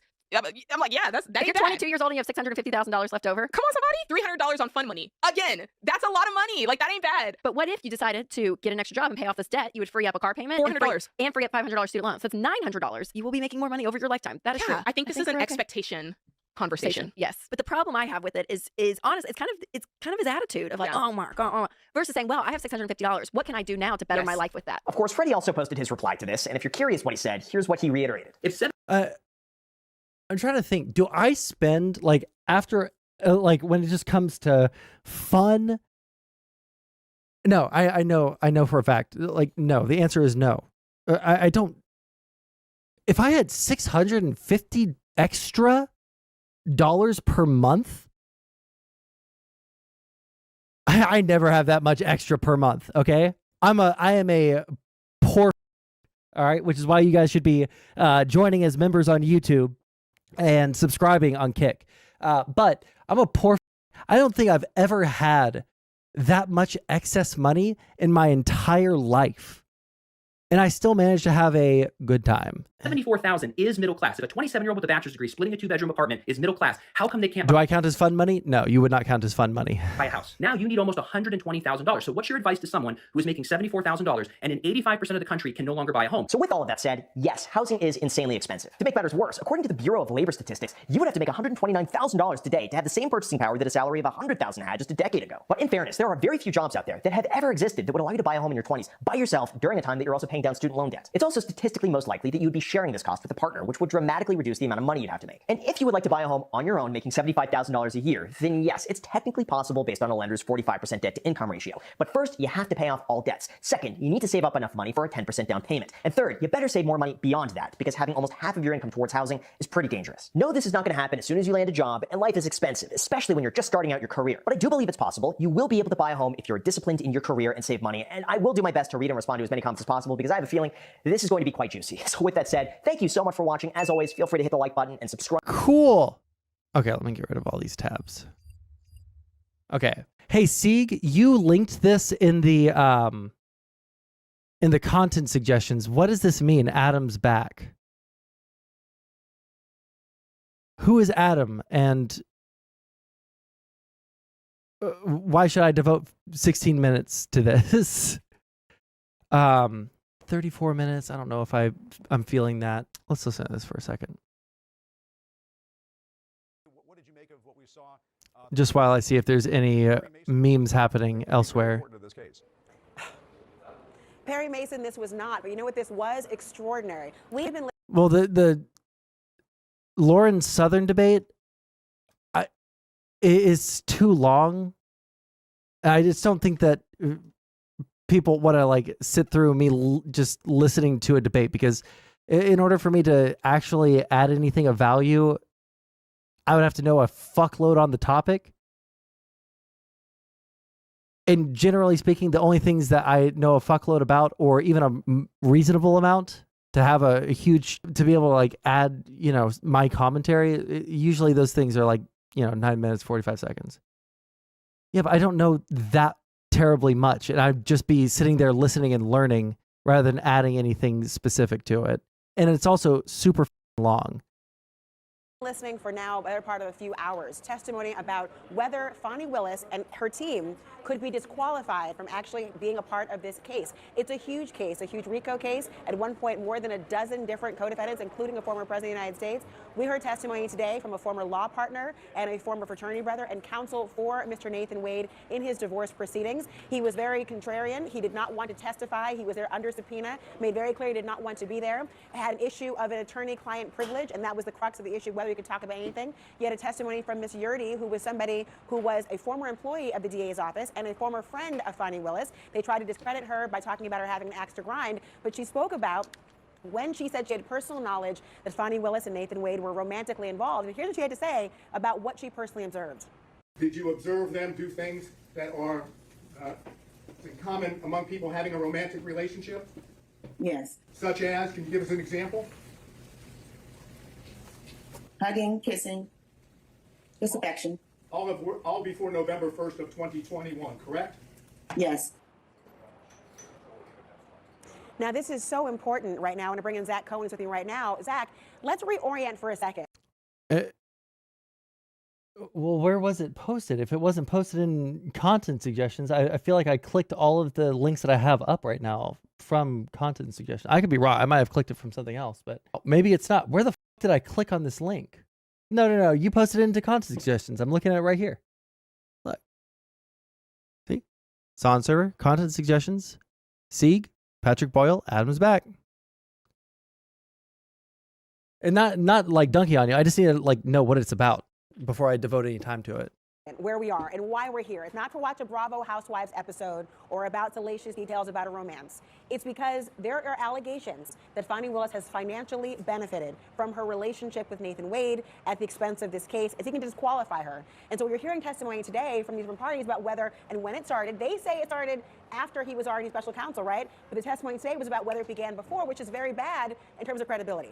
That's right, and Nathan Wade did not get put in a corner where he contradicted himself, right? During testimony, the lawyers tried to ask him about, what Ms. Yurdi said, about the fact that the date that she said that he was hired and started his relationship with Fani Willis, that predated what he put in a sworn affidavit. And he never admitted to that contradiction, but it did, it was an important data point because it does raise the question, why was Nathan Wade hired? When did that relationship start? And did Fani Willis benefit financially from their relationship? And that is the threshold, right? That if Fani Willis gets disqualified, that's the threshold the defense attorneys have to make. They're not quite there yet, but they have raised questions about the credibility of both Fani Willis and the prosecutor. And remember, too, we still have the prospect of Fani Willis having to testify in this hearing. And, it seems like the defense attorneys are making inroads towards that. I mean, they went through painstakingly all the different trips. I mean, first of all, the amount of time they have had to go on trips. I mean, this is an 18 co-defendant RICO case. We're talking about Aruba and Miami and Napa and Tennessee, just to name a few, cruises and beyond. There's a lot at stake there.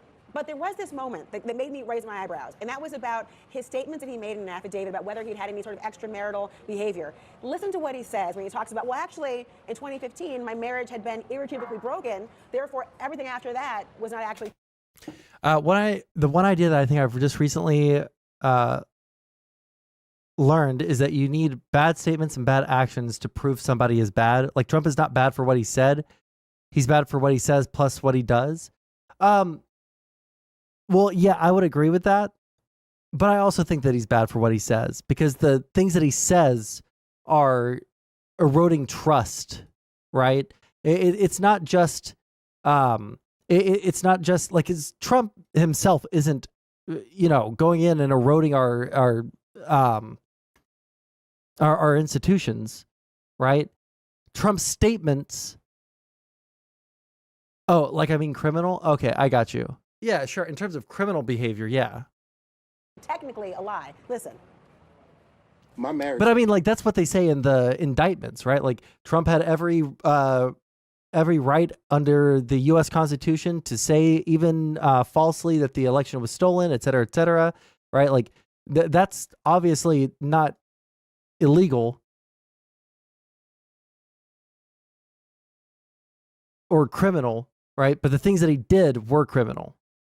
I think I understand what you're saying. It was irretrievably broken in 2015, ma'am, by agreement.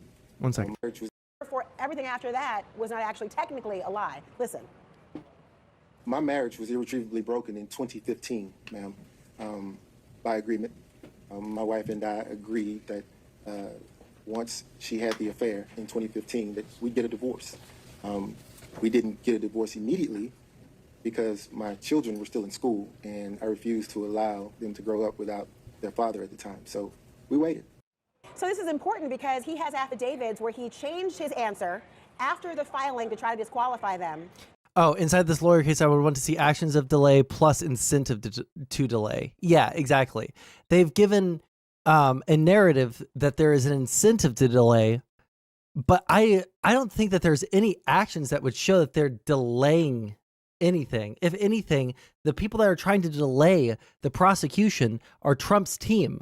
And I'm pretty sure that everybody agrees on that. By Fani Willis to suggest before that he said he had not been involved with anyone. After he had, and now it's about this answer about the irretrievably broken marriage. some semantics seem to be at play here for sure. Conscious uncoupling, if you will. It really does go back to that question of credibility, right? That is at the center of this hearing, and what Nathan Wade's testimony so far has proven us. It does poke holes in the benefit of the doubt prosecutors in this case should have coming into this hearing. The fact that Nathan Wade was not only forced to testify because the defense brought a witness that opened that door, but that he's had to testify for over 2 hours now, and he's coming back after lunch and gonna have to face questions from every defense attorney that's joined this motion. And again, Bonnie Willis, the risk of her having to get on that stand has increased for sure today. Yeah. Jim, I can't help but wonder, can you imagine if right now we were watching Jack Smith go through his either extramarital or romantic relationships? Can you imagine the impact on the credibility for a jury or for the case at large? Why is everybody else's extramarital shit so bad in the eyes of the public, but Trump, like talking about wanting to f his daughter and I think provably paying hush money to the porn star who he at one of his hotels, I think. Well, you're just attacking him because you hate Trump. Like, bro, also, Trump did rape that lady. Right, or even the prospect that Jack Smith could be removed from the case because of something like this. I mean, that's what we're talking about here. Bonnie Willis goes away. What happens to this case down in Fulton County? I mean, that's the big question hanging over all of this. Laura and Zach, thank you very much. All right, let's bring in our panel to talk about what we've been covering over the last several hours. CNN legal analyst and former federal prosecutor Elliot Williams, CNN legal analyst Carrie Cordero, and CNN chief national affairs correspondent Jeff Zeleny. Elliot, let me start with you first. I mean, is Bonnie Willis in peril here? I mean, could she be tossed off this case? She could. Yeah. And it's up to the judge to decide what the actual remedy is. Do you remove the prosecutor? Do you bring in another individual from outside? Do you not remove the prosecutor and say that, well, because of the fact that the relationship was consensual, there are reasons to say that the finances were not, his personal finances were not commingled, such that the trips they went on are permissible, and perhaps. That's what I'm wondering. Like, his personal finances being a part of this is strange, right? All this is predictable. I said in Discord they will have the trials expedited and concluded in the summer. Well, that's assuming that like the motions to expedite the cases actually go through, right? Like that would be the best case scenario for everybody, not just, well, it'd be the best case scenario for everyone except for Trump. It would be the best case for us as Americans, right? For Trump supporters, so that they can just get this shit over with instead of, but Trump wants them to delay, so that he can use it as a political prop to make everybody think that he's being prosecuted for no reason. It all stays, proceeds as normal. It's a mess for the office, to be clear. Regardless of what the legality is, it is a mess for the office and something they're going to have to deal with. They're going to have to put it in front of a jury that is seeing all this playing out. And Carrie, I mean, let's talk about, I mean, the main problem here for Bonnie Willis and for Nathan Wade is whether or not the judge believes this witness that we heard from earlier this morning, and whether that's sufficient to tell the judge, okay, Willis and Wade were not upfront with the court when they were asked about this. And then that's it. That's it? Well, I mean, look, we have come so far from what the substance of what the Georgia case is about, which was about the election and racketeering and are the allegations and conspiracy to, obstruct the actual election outcome. And so this is so far removed. And what the judge is looking at is whether or not there is an actual conflict or an appearance of conflict. And I think it's that appearance piece that this hearing is starting to chip away at. Not that they necessarily, under the rules and laws of Georgia and ethics laws and ethics regulations, all of that, whether or not the judge will find that they actually violated those, I think is a question. But whether or not the appearance, after all of this personal information being revealed in this public format, has come out, whether the judge finds that the appearance piece leans in favor of disqualification. Trump to face first criminal trial on March 25th. Did they have anything on this on the tab that we were looking at? The news tab? What is this one? Tonight, the date is set for the unprecedented criminal trial of a former president of the United States now running to return to the White House. The judge in Donald Trump's hush money case in New York ordering jury selection to begin on March 20th. Yeah, this is the weakest case. I don't even have to hear anymore. Oh no. Too Mad by J-Reg. I'm obviously self-aware of the aesthetics of this video and the rancid vibes about making content about a court. Believe me, I have no shortage of other things I'd like to talk about on this channel, but I also feel morally obligated to talk about this now because I knew Too Mad, and I do think that there's a lesson to be taken here about his life and his death that's relevant to me and probably relevant to other people that grew up on the internet. I was probably within the top 20 people that knew Too Mad, maybe even the top 10. And even then, I really didn't know him at all. I was not his friend. I tried many times to be his friend over the years and failed every time. I invited him to visit the community I'm building here in Toronto, and he considered it briefly before making up some excuse about how the Toronto airport was sketchy. And those were the last things we said to each other. I met with him one time for this video we did, and meeting with him was like pulling teeth. He said he was too busy playing video games alone in his room to hang out, even though I was specifically in the area to meet up with him. Beyond this meeting and some DMs before and after, this was the extent to which I personally knew Too Mad. So again, I wasn't his friend. I'm not reflecting on this from the perspective of his friend. I don't know if he had any friends. It doesn't seem like he did. I told him many times the importance of having people in your life that love and understand you, and many times he brushed that off. I don't think he ever let anyone in. I don't think he ever let himself let anyone in, and the few people he did seem to try to let in had such deeply traumatic and troubling experiences with him that I don't think that he knew how to let people in. He told me during my interview with him that he was mute in high school. He basically didn't know how to talk, didn't talk to anybody. When he started posting online, which again was when he was a teenager with a developing brain, he found a way of feeling understood and finding a market for the way in which he was deeply strange. The way in which he was strange seemed to find an audience, and that strange pattern of behavior was encouraged both financially and socially. It made him fairly rich, it made him fairly well respected, but through it all, he was who he always was, a deeply strange and uncomfortable person with not a lot of self-awareness. I also know he was on pharmaceutical medication, he was on a very high dose of SSRIs, he did an insane amount of drugs. I don't even know how you do $30,000 worth of ketamine in a year, and those drugs are also killed him. I believed Too Mad to have some kind of schizo-adjacent brain back in 2021. I don't really care to diagnose him, although I am pretty sure he had autism or schizophrenia or one of those things. I encouraged him to make an effort to correct his health, avoid stimulants and psychedelics, and do some things that worked for me, like fasting. Yes, I tried to get Too Mad on OMAD, and now he's Nomad. I also considered him to be an exceptionally isolated and atomized individual, and kind of the archetypal example of someone so surrounded in copes that they viewed their own atomization as a good thing. This was especially prevalent near the end of his life, where he started identifying as Light Yagami from Death Note, who was this introvert 30 steps ahead of everyone, who had a master plan that no one else knew. Of course, this grand master plan manifested in him overdosing while playing Overwatch alone in his room, dying as he lived. When the controversy around him began, he told me his father had started smoking again after a long time of having quit because the dad was so stressed about seeing his son appear in YouTube drama thumbnails, if only because of his family, African immigrants, I believe. I do allow myself to feel sad about this. I think if you follow me and the themes I explore on this channel, it's not a great mystery why I did decide to go forward with this video. I don't think he deserves to be dead. That's my hot take for today, my hot take about a corpse. I love being an internet character. Maybe this video is a bad idea. I'm making it in the emotional state of simultaneously thinking I really do not need to talk about this and thinking I really should talk about it while it's fresh. I'm just taking some noise and trying to make sense of it. That's really all I can do. But maybe there are no lessons to be learned. Maybe it's just a deeply... Interesting. Man, is there anything happening right now? I mean, like, I hate to do it to him, but we could pull some Tom Tins. Let's see what they're talking about here. Every year, okay? And then Monster Hunter, Splatoon, Helldivers. What else we got? All right. I respect Wolfgang's answer and Kelly's answer. I do not respect golf. That's crazy. Okay, they're talking about video games. All right, I guess we'll go to... Did someone say that Too Mad was trying to kill him over and over and over and was like raping children and raping people to try to kill him for working with the police to take down pedophiles? Yeah. They did that after he died. Never said that before. Strange world we live in. Okay, we'll watch look at the food shops thing. Playlists? Just to get the VOD? Thank you. I have some amazing articles, but I've been lately steering clear of...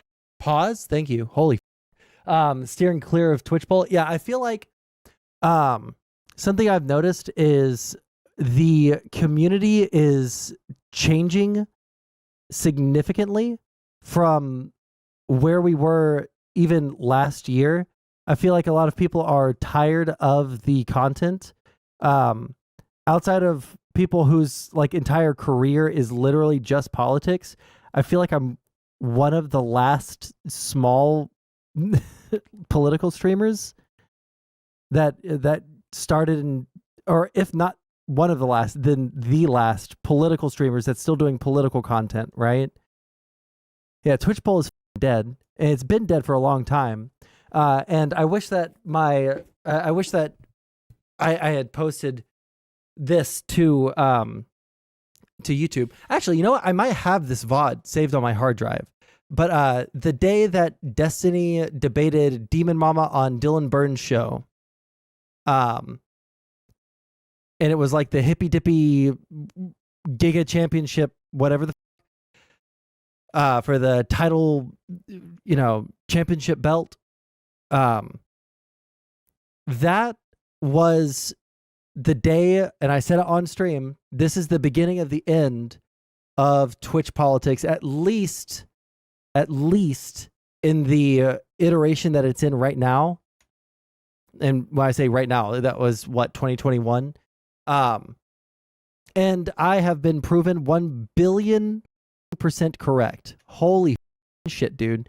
Like, that really was the very beginning of the end for Twitch politics. And I knew it at the time because of the unbelievable level of cope that was going on, right? Like, that shit was insane. And everybody who was watching it knew it was insane. Everybody that was participating in it knew it was insane. And it was the extreme level of parasociality and everything, the cope about how important everybody was, the weird, like, everything about it was just so strange. So strange, dude. I read at work because I might do YouTube videos or something. I said I would do them in January, but God, it's taking me a while to learn basic editing. Oh, really? Well, I can help you out with some stuff, bud. Also, Desnty getting banned also killed it. Yeah.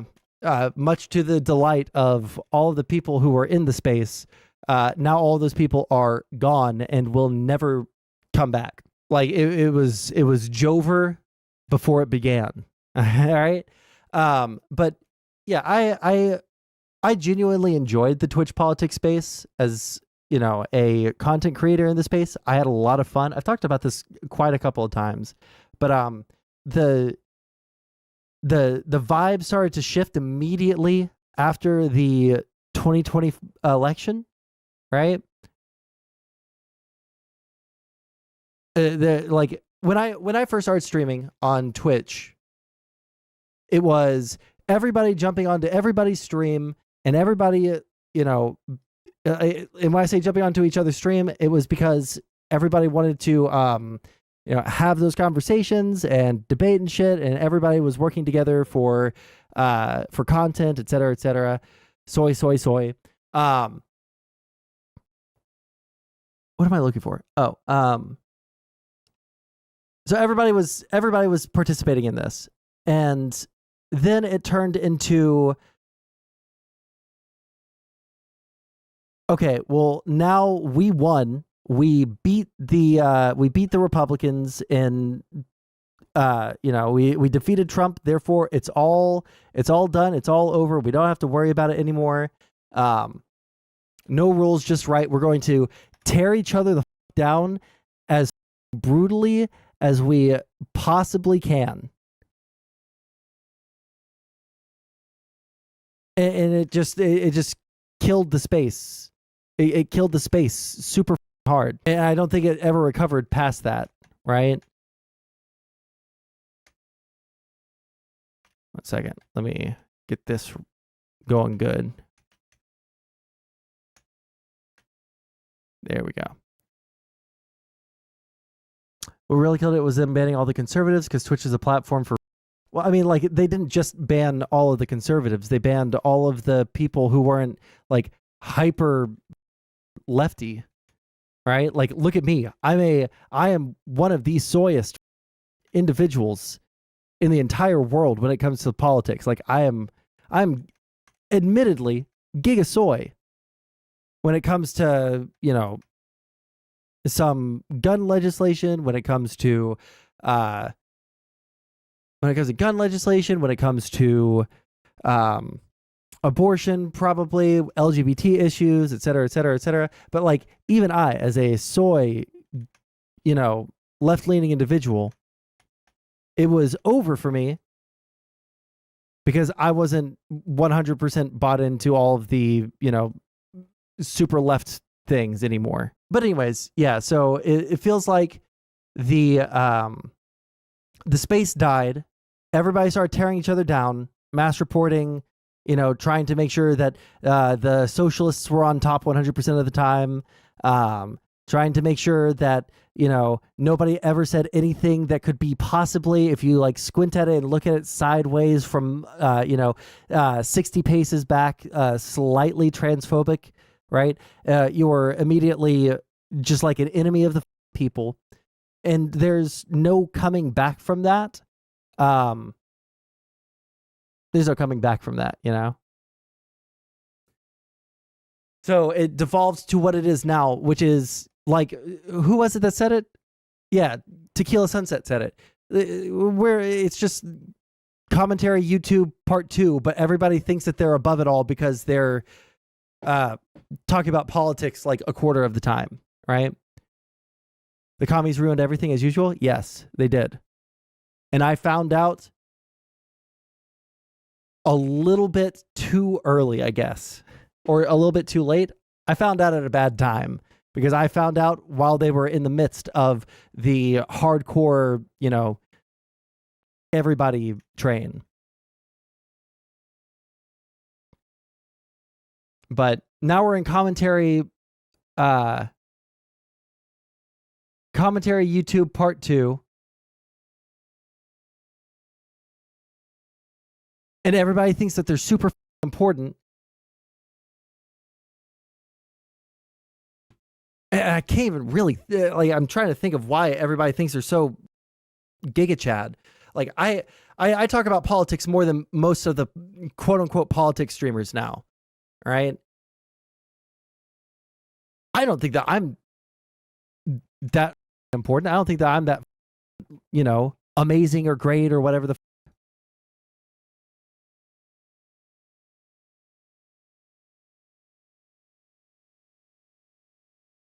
One second, let's get these squared away. Here, let's just deal with this for right now. All the things that I know I'm actually going to be producing for right now.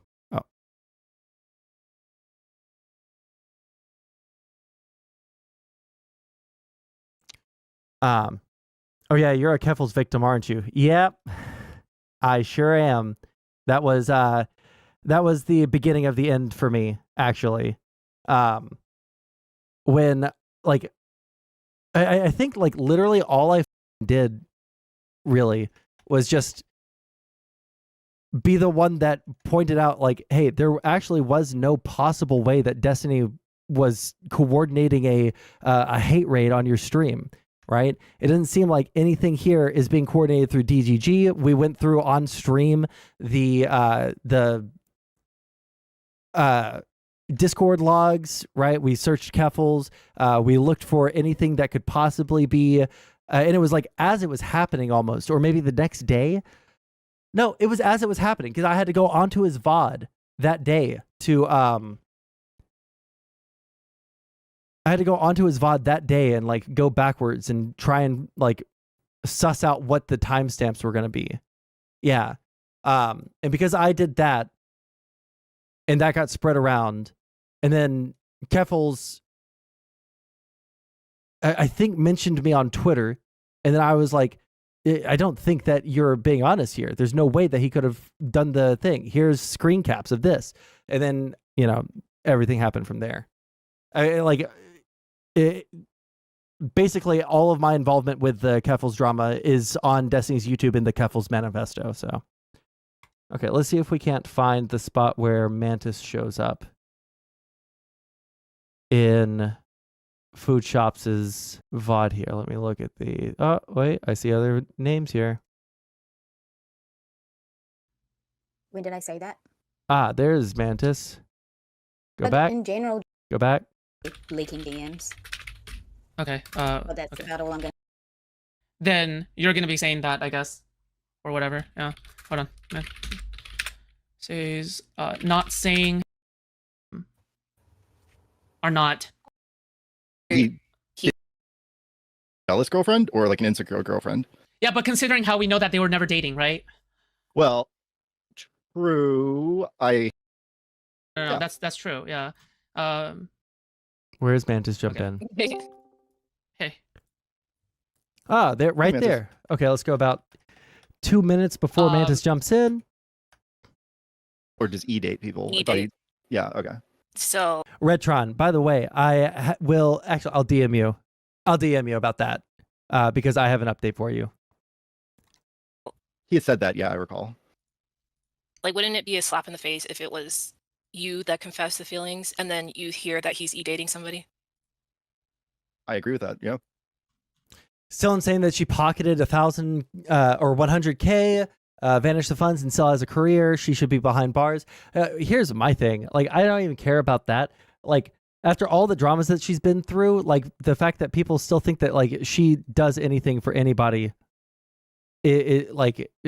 she's some, Giga Chad great person that is super good at helping different communities. That's what's crazy to me. Okay, like she doesn't do anybody or anything for anybody. She had the opportunity to be that person, but she axed it. So, yeah. Okay, hold on. To be very fair, right? Like I said before, Tom told Zonia, right? Tom told Zonia that, that, oh God, this is so mixing up. Okay, sorry. Tom told Zonia that Tom told Sassafras that, him and Mantis were in a relationship. Mm. So in a way, he When? didn't really. When did he lied say? again? Did he say when he told her? Because he could have told her at a reasonable time, or he could have told her like a day before that conversation with Zonia happened, right, or something to that nature. Yeah, I think according to this wise, right, like I said before, this is one of the things that Sassafras allowed me to talk about, right? So I don't know. Mantis This in the weight room. Oh God. Okay. Hey. Hey. Hey, Mantis. Hey, Mantis, how are you?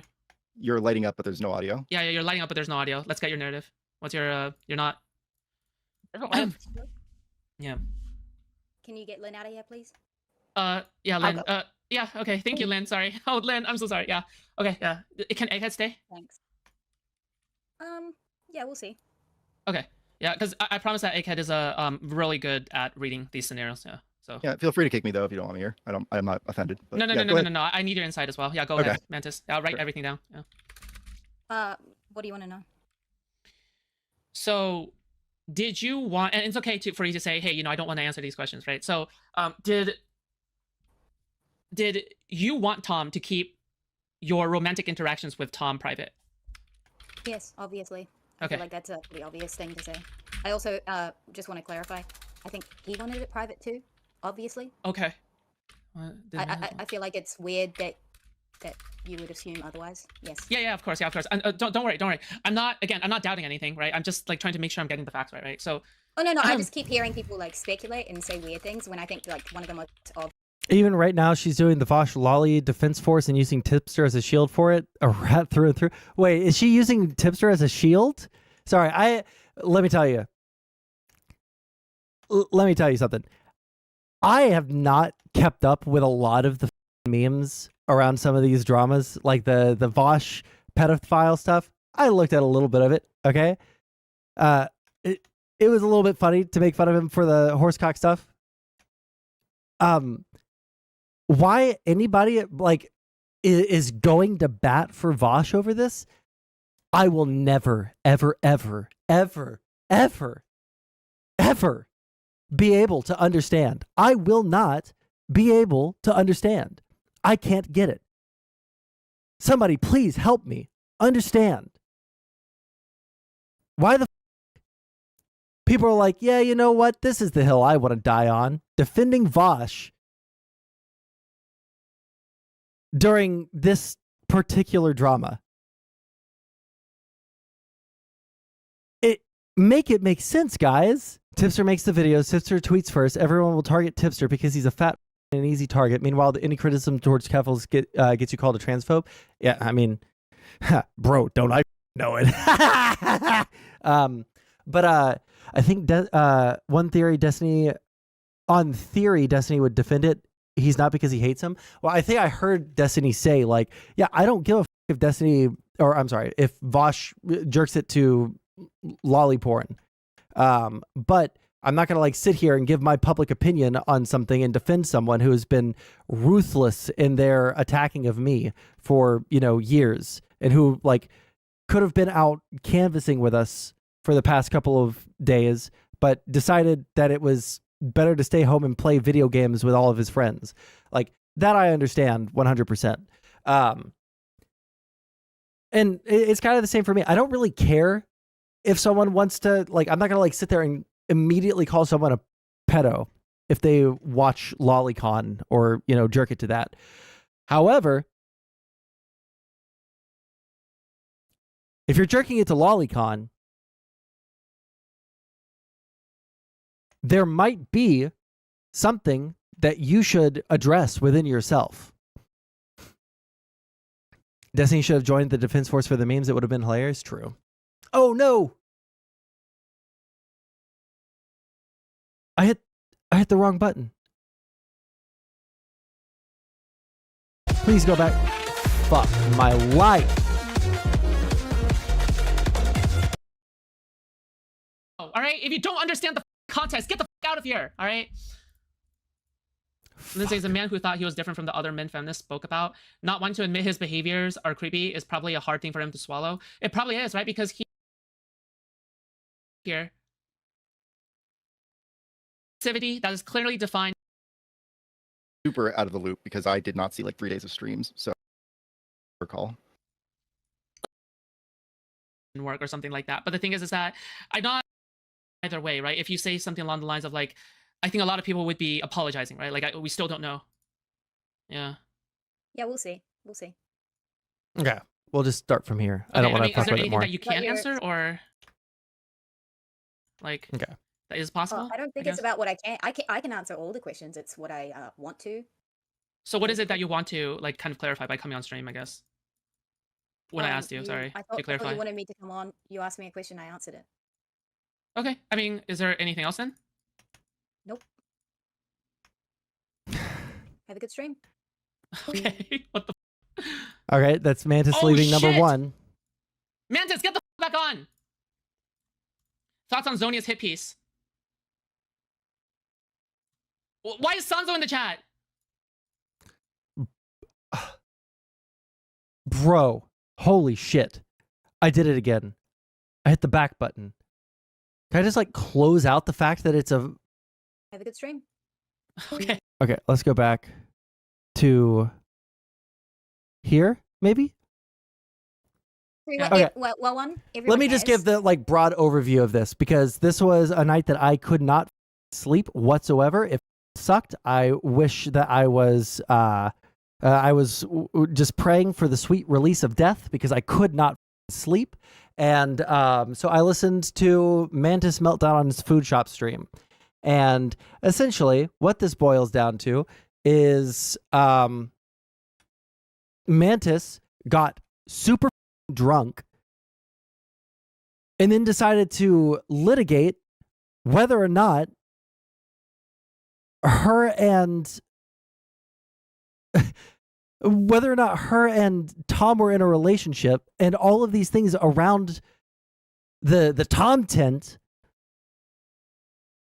while Tom was live, expressly trying to avoid talking about any of it, which is hilarious. Okay? Funniest part about this stupid ZZ list, tier list drama is that the most up person is the host. Yeah, that is funny. I think that food shops being the person here that is the mediator did not help Tom or Mantis's case whatsoever. Okay? But the real meme here is that Tom was trying to specifically avoid all of this. And that was probably the best decision that he's made in the entire drama, like bar none. No critique. It is just the fact of the matter. The best thing that he could have done here is to try to avoid talking about it and just let it blow the over. And he was trying to do that, and what happened?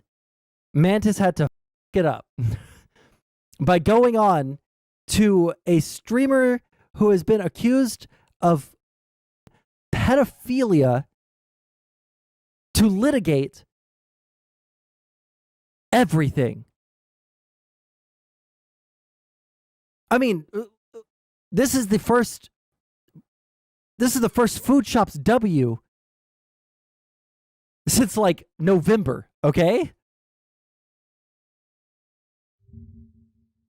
Ex-FBI informant is charged with, I can't even see it because of the paywall. Oh shit. We'll have to look at this. Everything's up. Not accused, admitted to. Oh, I'm sorry. Did I use the wrong wording here? Sorry, Boots. All right, sucks to suck, Boots. Sorry. Yeah. Uh-oh, Food Shop's going after Boots. It's over. Oh, okay, yeah, no. Okay, here's the thing. I feel as though, right, if I had jumped to conclusions or etc. That's my bad. Everyone, one, everyone has, but two, even if they haven't necessarily jumped, they've definitely explained how it could be extremely possible and highly likely, and I don't know, maybe it's not, but I kind of, all the evidence suggests we'll look at that in a minute. So if we have time. Watch it. I would watch it if I was you. Okay. Watch it. J. Keefe, that is not okay. You know what? I'll say this only if you're comfortable answering this. Okay. How do you feel about Tom calling you a trans man? I don't think he called me a trans man. Yeah, he did not call her No, one. sorry, not the trans man. Sorry, I want to say the direct quote, actually. Hold on, let me see. No, I don't think he was calling me that. I think you're, again, being very disingenuous. It's kind of fun. For context, Tom, in order to try to, for lack of a better word, this is a bad word for this, but for lack of a better word, cover up that he leaked Mantis's nudes by accident. All right. People were using the words revenge porn, which is insane. It wasn't revenge porn. It was an accidental leak. Right. But that was happening. And he said that, oh, well, this is just a misunderstanding. Like, literally, if you just hear me out, I'm part of all these libertarian YouTube or not YouTube, Facebook groups. And, they like to have edgy humor and dark humor and all of that shit. And, at one point they linked a video of a girl, it looked like a girl. They had titties and all that stuff. But then a couple of seconds later, it pans out and it's actually a trans woman who's jerking herself off with a gross face. And it was just supposed to be shock humor, right? That's what she's referring to.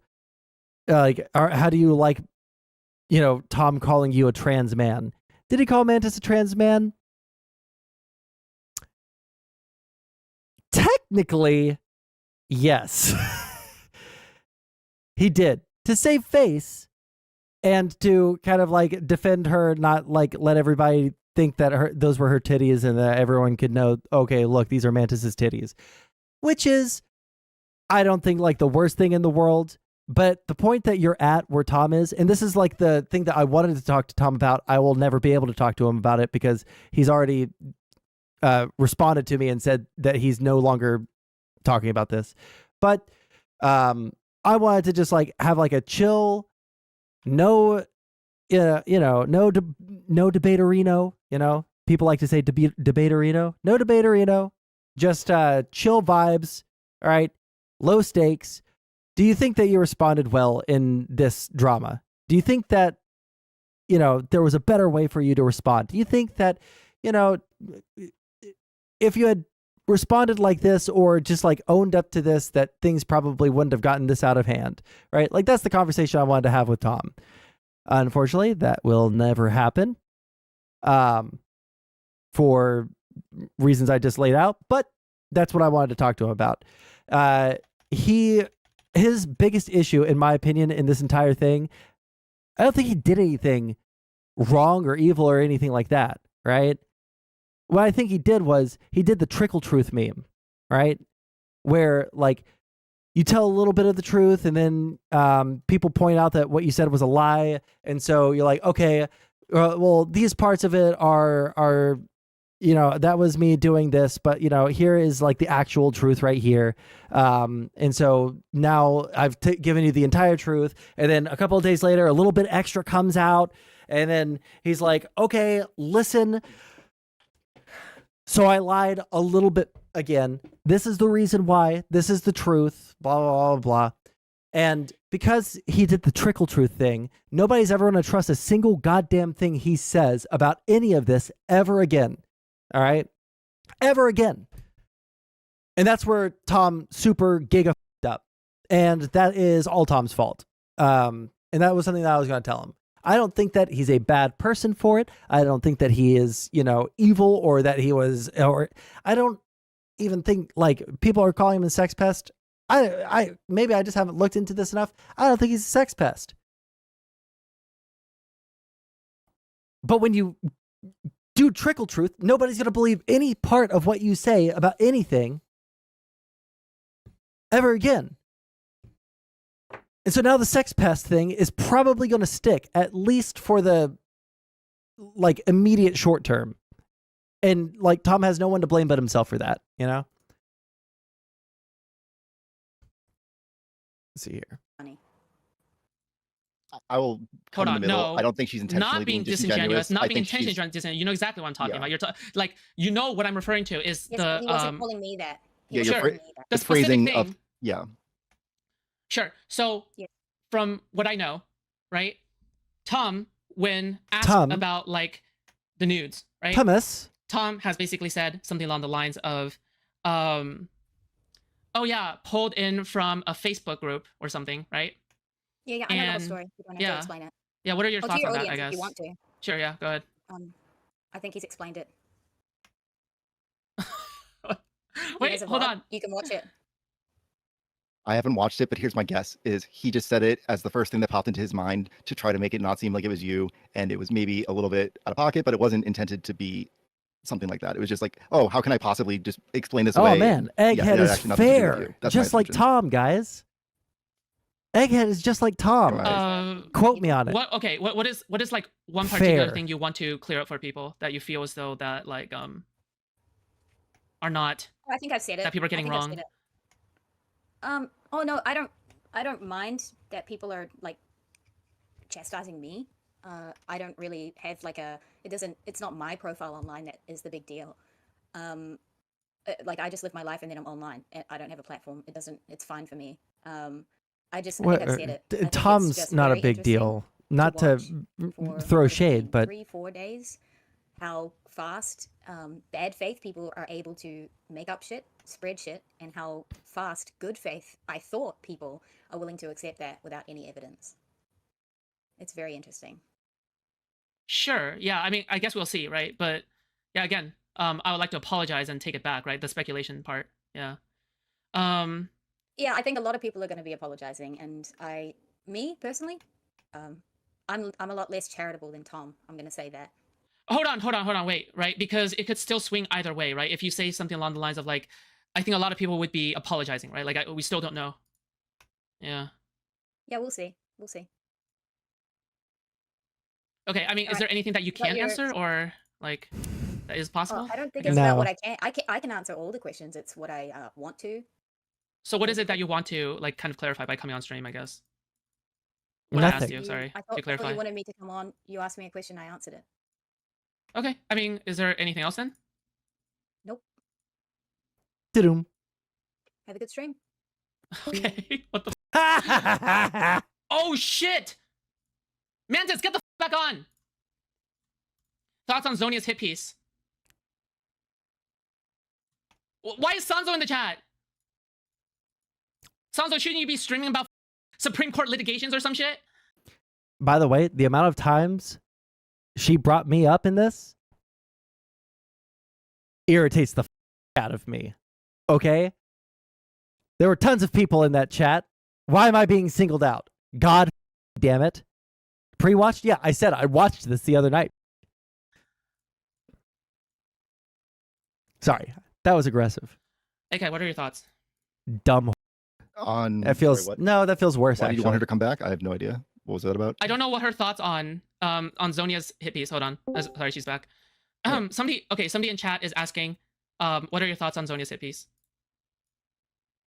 Do you know what?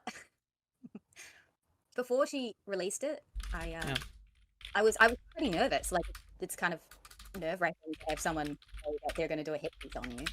But to be honest, I've always been pretty open, and I'm pretty obnoxious in every community all across the entire sphere of Discord and communities and chat and YouTube. I don't hide anything, so I knew exactly what she was going to say. I'm literally the same person everywhere, which is why I get timed out and in trouble everywhere I go. But yeah, I think Sonia really dropped the ball. I kind of started laughing halfway through because I realized how, you know, her favorite argument optically, she looked really bad. It just looked like a bitter, jealous, spiteful person trying to weaponize her Jesus hatred for me Christ. against one of her friends. Okay.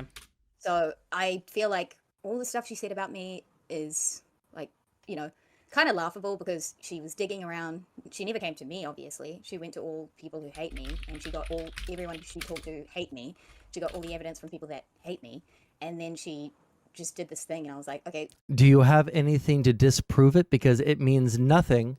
It means absolutely nothing for her to go to people that dislike you, and that be a bad thing if you don't have anything to, you know, push back against, you know? If there's nothing to push back against, you're conceding the fact that, yeah, I mean, maybe I did do these things, but like they're not really that bad, so like whatever. Like that's where you're at with this. All right. We survived the first winter, whereas we did not the last try.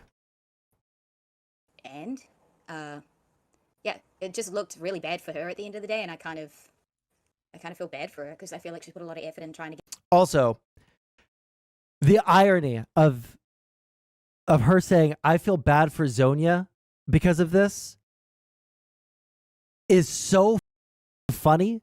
It is so, you could cut the irony with a knife, okay? It is so thick in the air. It is unbelievable that she thinks that she looks better than Zonia in all of this. It is actually some of the biggest cope I've ever seen in my life. It is crazy. You would have to be actually delusional to think that. What's the name of this game? It's called Songs of Six, and that's SYX. And it is really fun because I love city management games.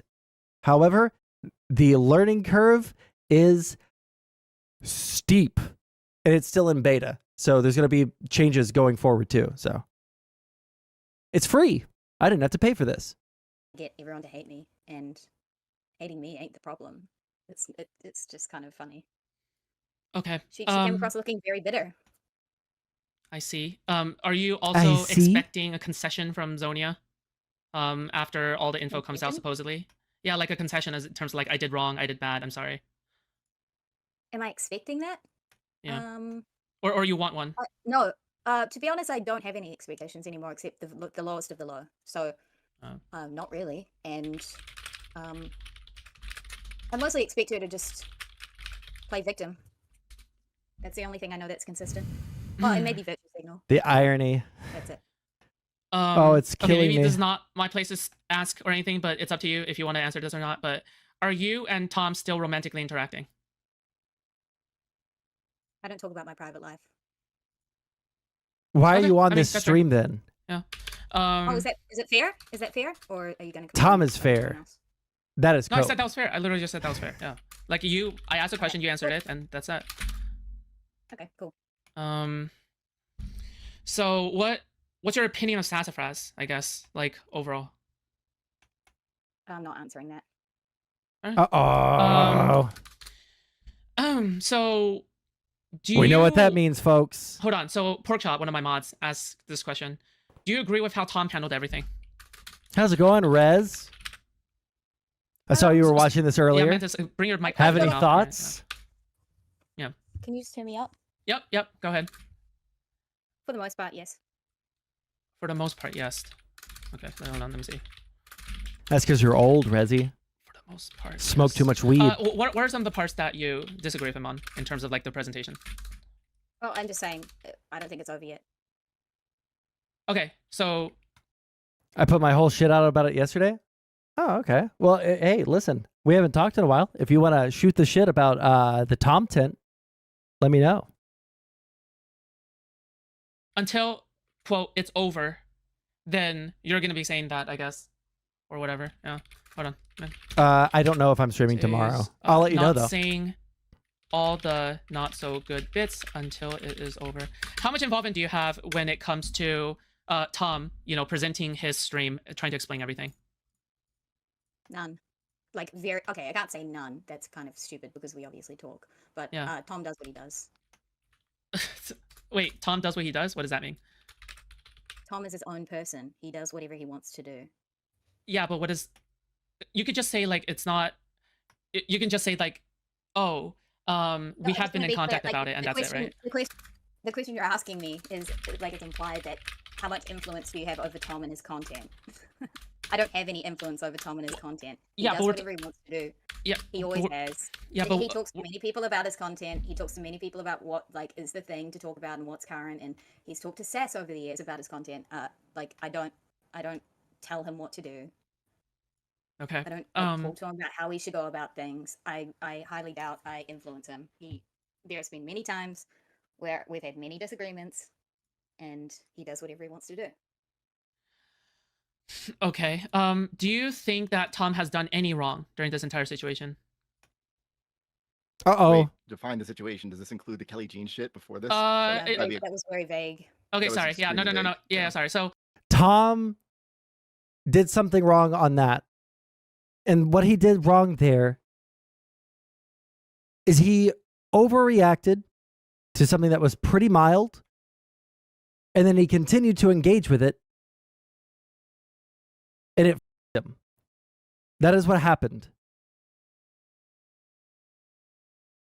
I understand if there are people, because I guess I have like some shared community with Tom. No, I say I guess. I know that I do. The idea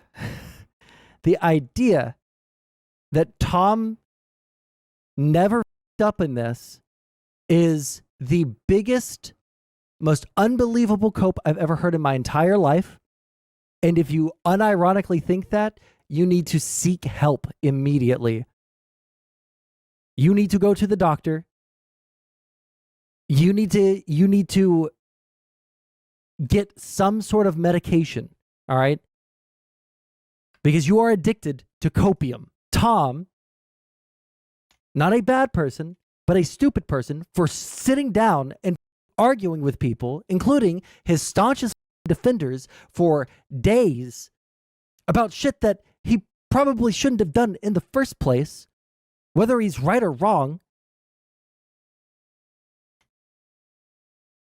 was stupid. specifically the... While you're on the stream, stupid question. If any of them did self-reflection, none of them would be here. Well, Mantis being here is also probably the most action between any of the actors in this entire thing. Her getting giga drunk and then going on and airing out all of the dirty laundry and then accidentally mentioning multiple times that her and Tom are dating, as in boyfriend and girlfriend, when Tom was trying very hard to keep that under wraps, is crazy to me. But how about, first of all, the Kelly Jean situation? The only wrong thing he did was allow Jay Stalk and Kelly to deflect his initial intention towards Kelly. Kelly just had to make it about herself. Yeah. I don't think that was his plan, but that's how he ended up getting backed into a corner and he had to fight that battle because she wouldn't let it go. Wait, okay, so the only run that he... So basically, no. What I'm saying is no. Okay. How about the second situation, the one with the nudes leak? No. Tom did nothing. Okay. No, nothing wrong in Oh my the God. second situation. Okay. Also, the cringiest part of this, all right, from a content, content creator perspective, okay, the taking notes during a drama stream like this. You don't need these notes. You don't need these notes. I was about to say you don't need these notes unless something. No, you don't need these notes. You're on a drama stream. Engage with the person that you're talking to. Holy shit. We're not talking to Sargon of Akkad. We're not talking to Nick Fuentes and trying to keep up with all of his Weasley little lies. We're not doing that. Just ask the questions. Review the VOD later if you want to make sure that there's no waffling backwards and forwards. Jesus. Do you agree with how Sassafras have handled the situation in the sense of giving out private DMs and etc., and as well as corroborating her side of the story and stuff? No. Wait, no, as in you disagree with her? Yes, I disagree with her. Okay, so you do not agree with Sassafras' presentation. Can you tell me what specifically? Nope. I mean, obviously, leaking DMs. Okay. But that's about all I'm going to say. Leaking DMs. Then okay. Oh, do you want to say something? No, go ahead. Sorry, not Mantis. You go ahead. Yeah, go. No. Easy to mix us up, I'm sure. And no, I'm kidding. I was gonna say, is there anything you want to correct the record on, or actually want to say, or is there anybody who's covering this well in your opinion? Would be another question. Uh-oh. Someone who's glazing. I would like to. I'm going to, maybe. I haven't decided. Not here, that's for sure. And no, fair. I don't think anyone's covering it fairly. Okay. All right. So Get this bitch on my stream. All right? Get this bitch on my stream. And let me tell her what fair is. Okay? I don't understand. For all the times that people have gotten mad at Tom for covering dramas, all right? For all of those times, and saying that he's not being fair about this, and people in Tom's audience defending him and saying Tom is fair, right? Including Tom's Reddit friend, right? Right? For them to say people aren't being fair on this, when there are people, including some of his closest, at this point, from what I understand, actual friends, right? For him to sit there and shit on them as if they did something wrong when they're telling him, bro, you're coming off as extremely cringe right now. You need to stop. You're making yourself look bad. And then everybody else is the bad guy for trying to help him? You're lost, dude. You're lost. No one is But covering I mean, I this. can't, to a degree, I can't blame people for not covering it fairly because all they're being supplied with is bullshit. It's just unfortunate that people are willing to accept that and run with that. But yeah, no. Okay, I would like I to don't think name out. anyone's covering it fairly, and I don't plan on talking about it yet. Sure. So I want to name a specific creator, Chalogic. What are your thoughts? Because his presentation on Tom. I would like kind of to dwarfs present everybody else's just presentation by a mile. a little So guy it's named Chud Logic. What are your thoughts on his into coverage the of Tom? What do into you the have to say to him? conversation? I think he's kind of interesting. He can be very fair at times, and then he can be very, very unfair at times. And I think by being fair at times, he, what is it called? Disguises or rather, just covers up the unfair parts. So he can get away with being extremely unfair and sending out a message and implying a lot and spreading narratives by being fair at other times where it's relatively insignificant. I think he's gained information from sources and hasn't verified it and spread things, and I feel like everyone's lapped that up. I expect that from Spicy and his community, but I didn't expect. Spicy chat mention. Oof. I think Chud in general just has audience capture. That's what I think. Really? And, power to him. He gets the views.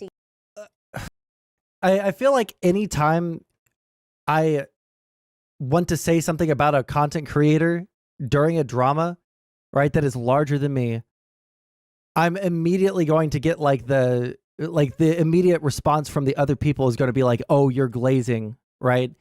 Because you want the Chud recognition or whatever, or the Destiny recognition or whatever. Chud, I don't think, has audience capture. He'll argue with people in his audience and he'll say that they're being all the time. All the time. I don't understand that. I've seen him argue with people in his chat about how something is or isn't. He gets the money. Good for him. But I see through it. I see right through you, Chud. He's just a shill. What part of his stream do you specifically disagree with? Like, is there any part like you feel like is characterized unfairly or etc.? Well, I mean, he spread out. He learned from Hannah thing that Tom and Sass were apparently in a relationship, and he was happy to spread that out. He's happy to talk shit about me. He told everyone that I send my nudes to all the streamers in all communities. He talks a lot of shit about me. He's never talked to me. He doesn't know me, so I find that interesting. I don't know where he's gaining so much information about me. Spoiler alert, multiple times after she's drank her third and fourth bottle of wine, she keeps on referring to Tom as her boyfriend. Just keep that in mind right there, all right? Just keep that in mind just a little bit as we continue listening to this. Thank you. Me on his platform, but apparently everyone has all the information about me, and he's happy to spread that. I honestly, there's probably a list that surpasses my list of shit that he spreads that I would disagree with, but I think you get the picture. Can you give an example of several? Of several? Two, and that's enough. I have a lot more, but I'm not gonna call out Chud right now. I think the general understanding of how Chud operates is enough. If it's not enough for you and you need details, then find someone else. Uh-oh, damn. Mantis is going on the attack. What is the next are we expecting Tom to kind of leak everything? No? No. I don't think I don't know why you would expect anything. Well, to be fair, right? Like I think you basically say you can't wait for Tom to leak stuff or something. When did I say that? I feel like I'm being gaslit. Hold on. Also, the amount of debate bro terms in this conversation are just like you said at some point, like, unreal. Soon enough or whatever, all the streamers who have been covering this will say sorry and etc. Right? That means that there is some kind of release that is going to happen. Where, you know, it's going to make people retract things, right? There is the option there to do that. There might be some people who end up getting proven wrong on something. That is entirely possible. But most of the biggest, strongest criticisms of Chud, or I'm not of Chud, of Tom that I've seen haven't been, you know, the speculation things or anything like that. It's been, bro, why are you being stupid? Why are you like trashing your career on shit that you like probably know in like somewhere deep in your heart that you are not you're not it, whether you're right or wrong doesn't matter. You're just coming off as a weirdo. You're coming off as an asshole, right? Like there's just no reason for him to have done it. I never said it's in the works or planned. What? Okay, so there is something coming out, but it's not out. It's about tree fitting. I never said there's something coming out. Okay, this is like very waffly. Okay, I don't know what you're saying. I don't know what you're saying right now. There is no plan to release anything. Okay, then why did you say like soon in time, like people are gonna retract their statements? What does that mean? Well, I think over time they're going to realize how little evidence they actually have and realize how they're just like believing rumors and talking a lot of shit. And I mean, even in the last few days, I've noticed people are cluing on to how the narrative's been very convincing because there's been so many people pushing it. It's very much groupthink mob mentality shit. And then a lot of people. Bro, I swear to God, groupthink mob mentality, bad faith, narrative spinning.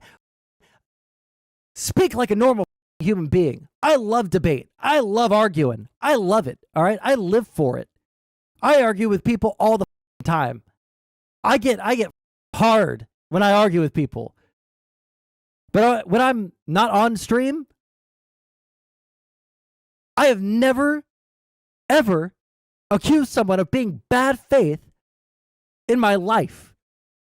When I'm having a casual conversation on stream, I've never called someone bad faith because that is autistic as okay? It is so strange that these people will do this. Well, they'll like use their logic lord brains during a drama argument to prove their point, as if it doesn't make them look insane.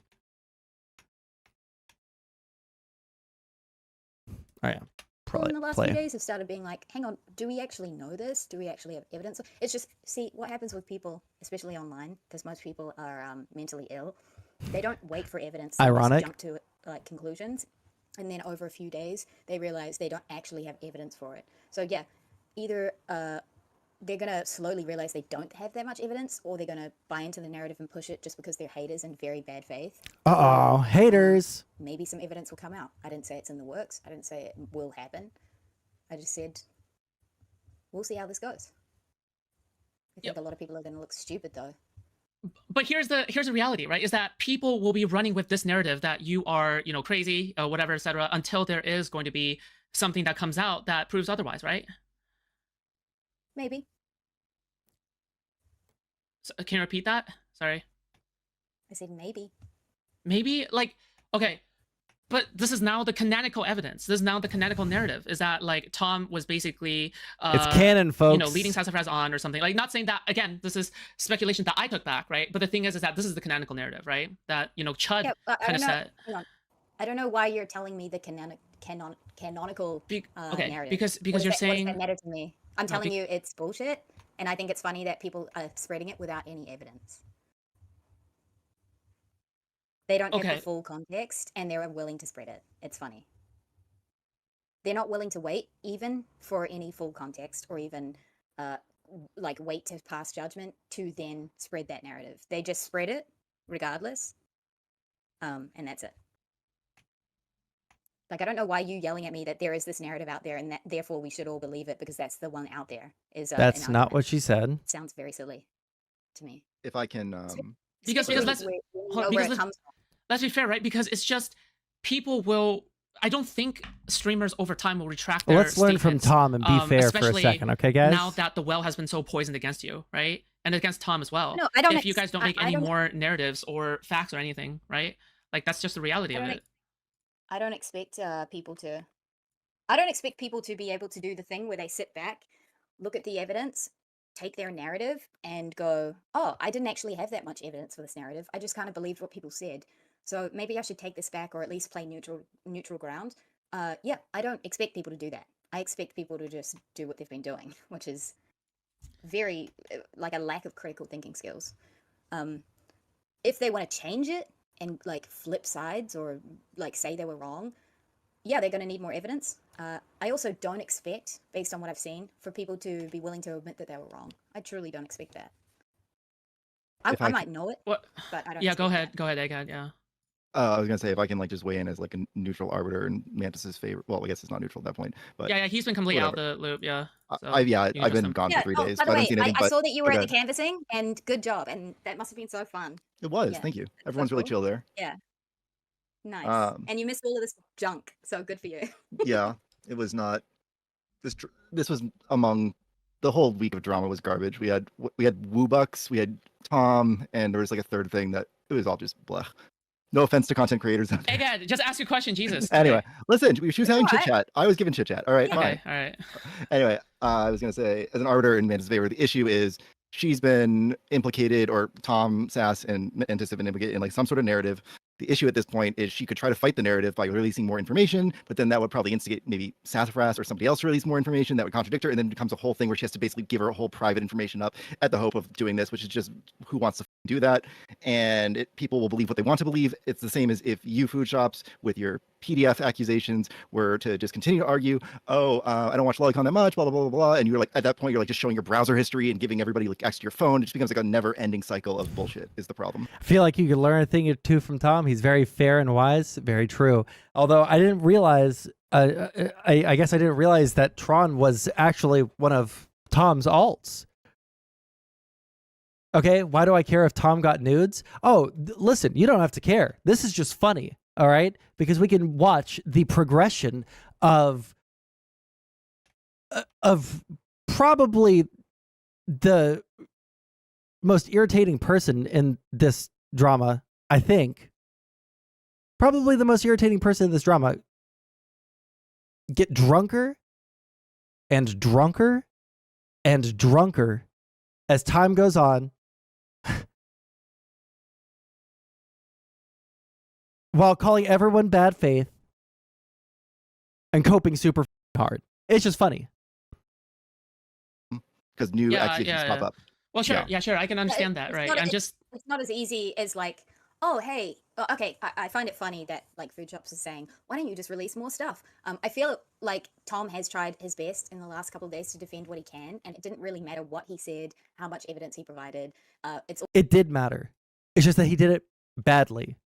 What he did was he argued with people about shit he should have just been like, yeah, don't care what you think. You're all cringe. I'm right. You're wrong. DGGL. I don't know. But like that's literally just all he had to do. And that's why I wanted to talk to him and just like ask him about that shit. Like, hey, buddy, why this? Right? Why this specifically? Why is this what we're doing at all? I didn't want to do it in a confrontational way. It's very irritating hearing her talk about it. Maybe I am a misogynist. No, I'm right. They're wrong. Anyways, like literally it would have been so easy for them to get ahead of all of this stuff. And the Mantis-Tom relationship probably wouldn't have come out if they just, had done the Giga Chat thing or owned the shit at the beginning, right? That's like literally all they had to do. But Mantis had to go on and argue, and then Tom had to go on and argue to defend his woman. Even though I don't think that he would ever admit that, like, that's the reason why. But and then after that, it was just like Ollie Oxenfree on Tom, right? And then all these other things started coming out. And because of that, people started leaving the community. People started getting irritated. People started leaking DMs. It's like, what do you expect when you like go against the advice of literally every single person in your corner? What do you expect to happen, dude? All just going to be spun regardless. He might have been stressed and you didn't like how he delivered it, but at the end of the day, I'm noticing that no matter what anyone says or what evidence they provide, there is a narrative and it's managed to get out there and permeate a number of communities who are extremely deluded and bad faith, and it just keeps infecting people. And it gets to a point where like the only thing you can do is sit there and go, okay, well, I know what's up. I know what's going on. Either you do the same disgusting thing as them and leak DMs, and do like betray people and spread things that you wanted to keep private. And the entire reason for all of this has been like, we wanted things private, and like this whole thing has been like a complete intrusion on our private life, even though, yes, I know it was an accidental leak, but everything following that was an intrusion on our private life. And I don't know, do you want to stoop to the level of people who just want to do the most disgusting things online, or do you want to like hold on to your values, or do you want to clear the record? But if you clear the record, everyone's going to say you're lying anyway. And I mean, if there's enough bad faith people in the sphere and there's enough good faith people who have like been infected by bad faith people, I don't know, you might sit back and you're not really in a rush to release shit just for content. Let's get to it, right? The thing is that the news leak happened. Sassafras, obviously was displeased with something, right? That's what we know. And then eventually Zonia just had enough, right? And Zonia wanted to do something about it, right? So it isn't just I'm like... gonna stop you quickly. I'm gonna Sure. stop you quickly. She didn't just have enough. She didn't like me.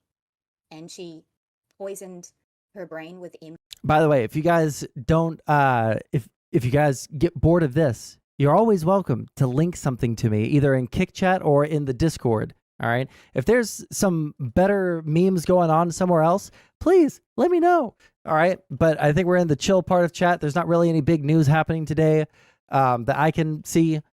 So if we're not going to be going over news right now, there's no one to debate. So if you guys want to do anything, link it. I don't care. MDS, Mantis Derangement Syndrome, and she ascribed Tom's behavior to like me infecting him. And then she got so enveloped with that hatred that she felt the need to do something pretty gross to a friend. But carry on, yes. Okay, so basically, what you're saying, right? 'Cause I just want to get clarification, is that Zonia was so infected with hatred for you that she is willing to leak things, reveal things, and then just go like really hard at you, like while Because under the fuck pretense you. of something else, right? Yep, I think she's pretending like she cares about Tom. I don't know. Oh how my her behavior is God, really? being considerate of Tom, but yeah, that's my opinion. Bro, this is like the Yoko Ono of Twitch politics, isn't she? Okay. I don't know. I don't know if there's anything else, but Egghead, is there anything from your side? I'm lacking way too much information to have any. I haven't seen the Zonia piece. I'm lacking way too much to really comment. The only thing I'd say is, at least when the initial drama with Tom and Kelly Jean went. Yeah, I hate it when there's a really hateable woman on and you don't know if that makes you a misogynist to hate them, or is it the one-way open marriages? But the reason why I like worry about it is because like the majority of the people that I like actually greatly dislike in the space. No, actually, you know what? I shouldn't even like put that on myself. That's not even true. The majority of the people in this space that I dislike aren't just women. I have a great disdain for a great many people. I have a different kind of bias against these people. It's because they're socialists most of the time. But like, I don't really have that big of a bias against women now that I think about it. Now that I'm using my brain. It's just that currently, the people that are the most egregiously annoying are the women in the space. I'm not beating the sexist allegations, am I, guys? I'm not beating them. I actually hit a lot of people. You know what? I've become, the older I've gotten, the more judgmental I've become. Okay? I've become significantly more judgmental over time. Okay. We're going to bump this up to 150. We're going to bump this up to 50. Bump this up. Oh, that's already at 50. Okay, we're good. Base antisocialist bias. I don't even wear that with pride like I should, okay? I don't even wear it with pride like I should. It's just, holy shit, have those people done me so dirty and done like so much damage to the world. God, I hate them. Went down. It seemed Zonia did at that moment at least express genuine concern for Tom. But again, I've not seen any of the shit since then, so I'm going off of super outdated shit. Appreciate you. Okay. Appreciate you. All right. If there's nothing else, then yeah, I think that's about it. Okay. Wait, hold on. One last. Oh, actually, no. I think I'll probably know your answer to this, but somebody asked, did she have movie night with Tom now in Success? Why? That's not for me to share. What do you mean? Okay, all right. Because I already know your answer to it, but I'm just saying is something somebody is wondering. Yeah, that's it. Yeah, it's not my business to share. Sorry. Wait, actually, never mind. No, that's a dumb question. Never mind. Do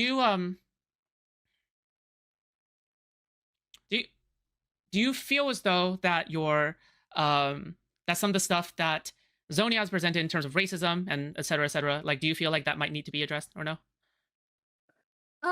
Look, I'm pretty Oh, shit, that's wild, right. and I say a lot of shit in different spaces in this place. I don't. This was like responding with gifs of monkeys to black people because she just didn't like them very much. By them, I mean like the individual, all right? I won't put like the full racist allegations on her, but like, holy shit, you can't do that. Nobody can get away with that shit anymore, all right? You're cooked if you do that. What were you thinking? You crazy. Okay, hold on. We are going to make it to 100% here. All right. There we go. How's it going, Akana boy? We're just going over drama because nothing else to do. Slow news day. I don't think if you say the N-word, you're necessarily a racist. Drama is gay? Yeah, I know. I think I'm just pretty, like, what do you call it? Shock jockey-ish. I think it's funny. I never mean it, like, sincerely. One of the worst things, I found it funny that one of the worst things she brought up, clearly one of the worst things I said was that post about monkey this and chattel that. I find it funny that she didn't put context into that. What context can you do? That was in Spicy Chat, and that was after a long time of being berated with misogynistic slurs. Every time I went into Spicy, I got completely abused in a number of ways, and I would push back and push back. In that case, something happened. It is so cringe to me. Like, yeah, Spicy Chat is mean. They're mean to me. And I engage in Spicy Chat every once in a while. Yeah, Spicy Chat is mean. It's called Spicy Chat. If you want to hang in Spicy Chat, you're going to have to get used. You're going to have to get used to people ribbing you, to with you. Sorry. It's like the tiniest thing of all time. I don't understand why people constantly say this shit. Like it's some big revelation. Oh, Spicy Chat was mean? The place called Spicy Chat is mean? That will never cease to amaze me.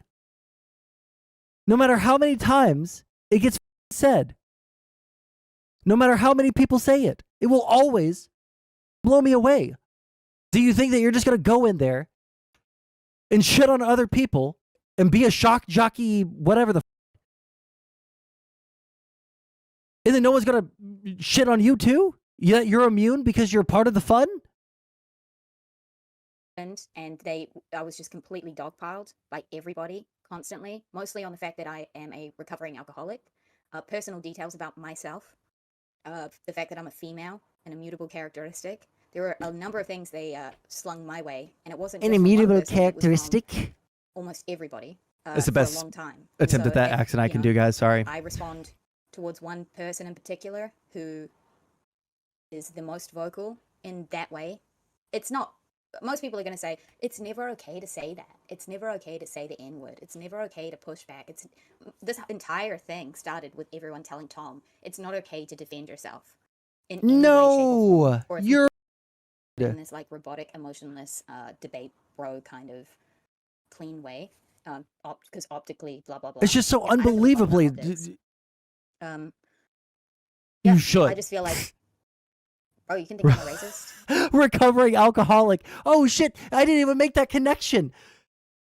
By the end of this, she's slurring her words and then comes on and starts like slurring, like dropping slurs. Bro. What does she mean recovering alcoholic? If you are still drinking, you're not recovering. You are just an alcoholic.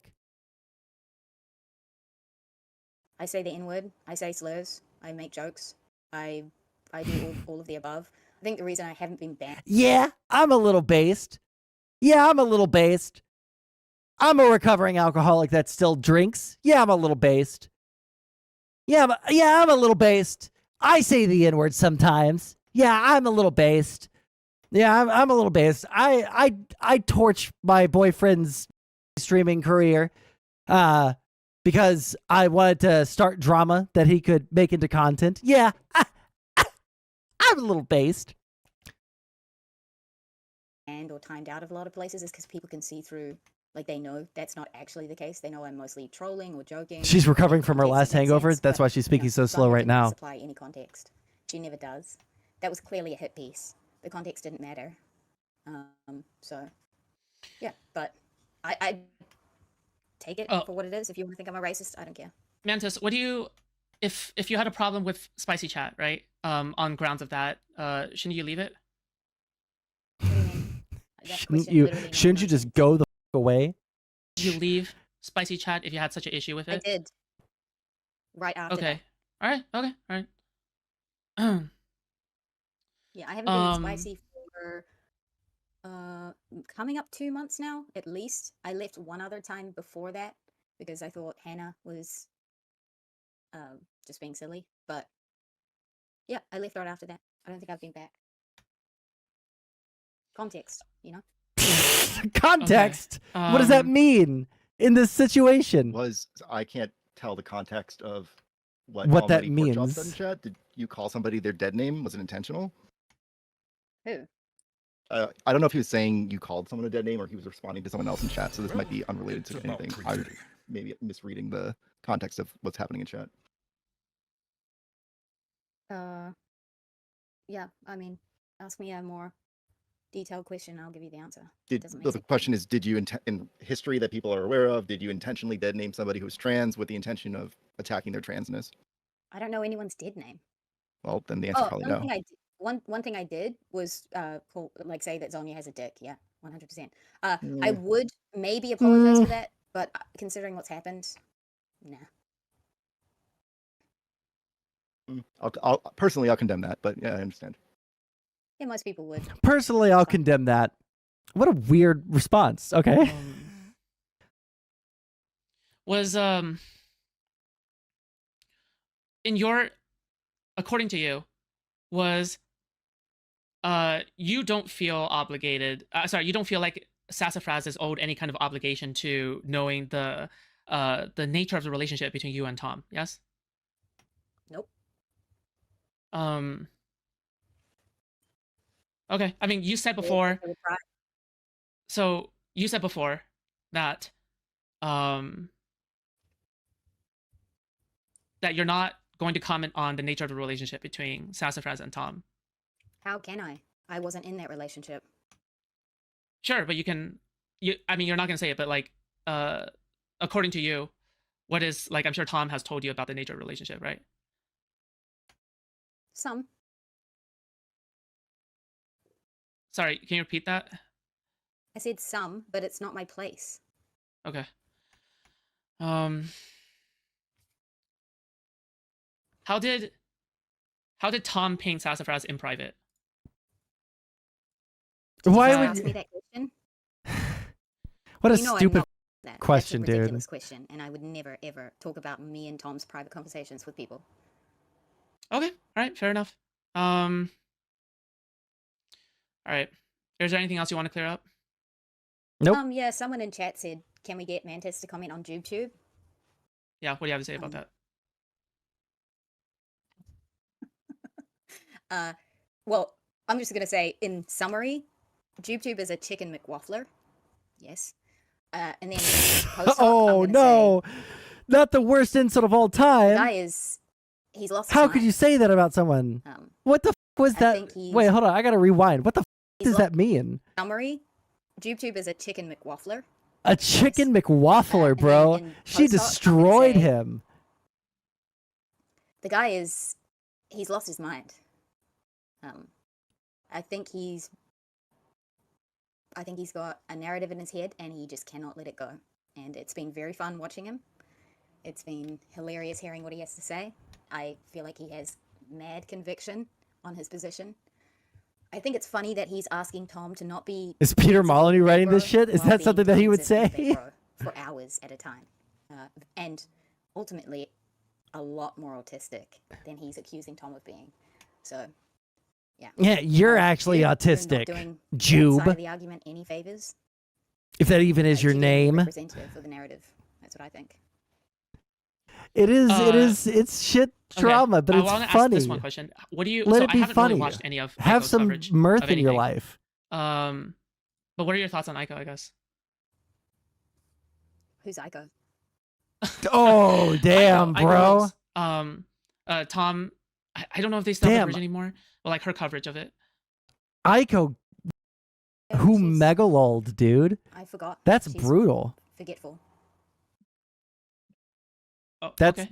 All right. probably the most diplomatic thing you could say about. Aiko, if there's nothing else.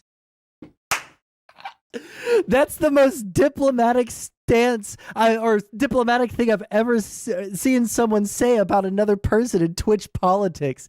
Like, given who Aiko is, like, what is your stance on Aiko? She's forgetful. Bro, how did... Wait, hold on. That was a Mantis W. Can I get some confirmation in chat? Was that a Mantis W? Just like out of nowhere? That's a lot meaner. No, that was a Mantis W right there. All right, that was super good faith. That was super good faith from Mantis right there. Jesus Christ. Wait, sure that's not TOS? What's TOS? Did I say something bad? Did I say something TOS again? What have I done? Then yeah, that's about it. Okay. Have a good night. All right. Have a good night. See ya. Bye. Good night. All right. Okay. Wait for it, folks. Can you It's believe not she just come on over. here? I'm kidding. I'm kidding. I mean, she could have said no to coming on here. No. It was a joke. I was gonna make like never mind. The joke is dead. Yeah. Yeah, the joke guys, is since dead. you're all here, you might as Loser. well just like the stream. All right. I'm just saying. If you enjoyed this content, Like, all right. subscribe, comment, Subscribe. All right. give money. She has an OnlyFans. Go there, subscribe. We know you're all. Wait, coolers, especially why? the Tom fans in chat. We know. Stop! We What are know. you doing? Stop! Okay, Jesus. Okay. I'm trying to shill. I'm trying to get you money. Dude, that was Harry must be wild. What the? connected. Jesus. I like. I don't know what to think of that. Jesus. Thank you, Phobia. Yeah. Also, like, for the record, again, I would like. By the way, if you're watching right now, I haven't seen any gifted subs today. I haven't seen any donos today. And people will donate to the Lolly Enjoyer food shops, but they will not spare a single sub for your boy. All right? I've been sitting here with a full bladder for the past probably hour and a half. And I haven't asked for anything. Let's see some subs. Let's see someone become a member on YouTube. All right? like to say this. I am in contact with Sassafras. She has Why? admittedly said some limited things, right? But I will say that I am just trying to get. I don't get any donuts because I never created a culture within my stream where everyone's going to just like throw money at me, which was the stupidest thing that I've done in my entire like streaming career, quote unquote. Holy, I should have been grifting from day fucking one, but I don't like e-begging, all right? And I probably shouldn't feel any way about it since everybody else e-begs. That's what I'm talking about right there. There's the base, $20 from Shadowrun. Thank you, buddy. I really do appreciate it. It's super helpful. I really appreciate that, my man. Anyways. Wait, why is what mentioned? You guys need to like comment immediately after what they say, okay? Someone's got to feed the streamer. That is so true. You do. Thank you. Narratives. That's it. And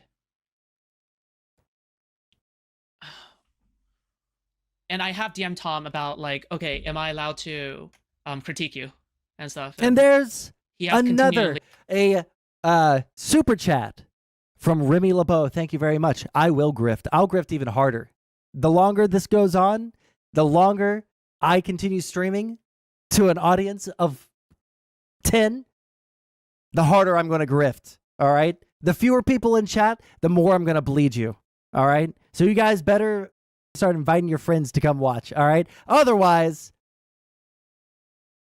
it's y'all's bank account at risk. That's all I'm saying. That's all I'm saying. Gave me at least the go signal.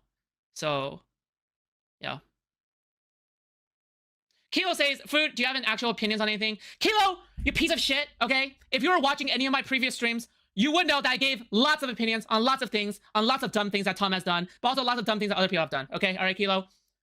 Get out of here. Based? Needing Tom's permission?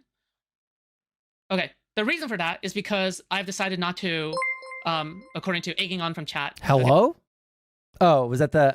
thank you very much. I don't know why that was such a delayed alert, dude. You need to start covering BS drama Spicy Chat is interested in. Free 50 viewers. Man, you know, like on one hand, yeah, it is a free 50 viewers.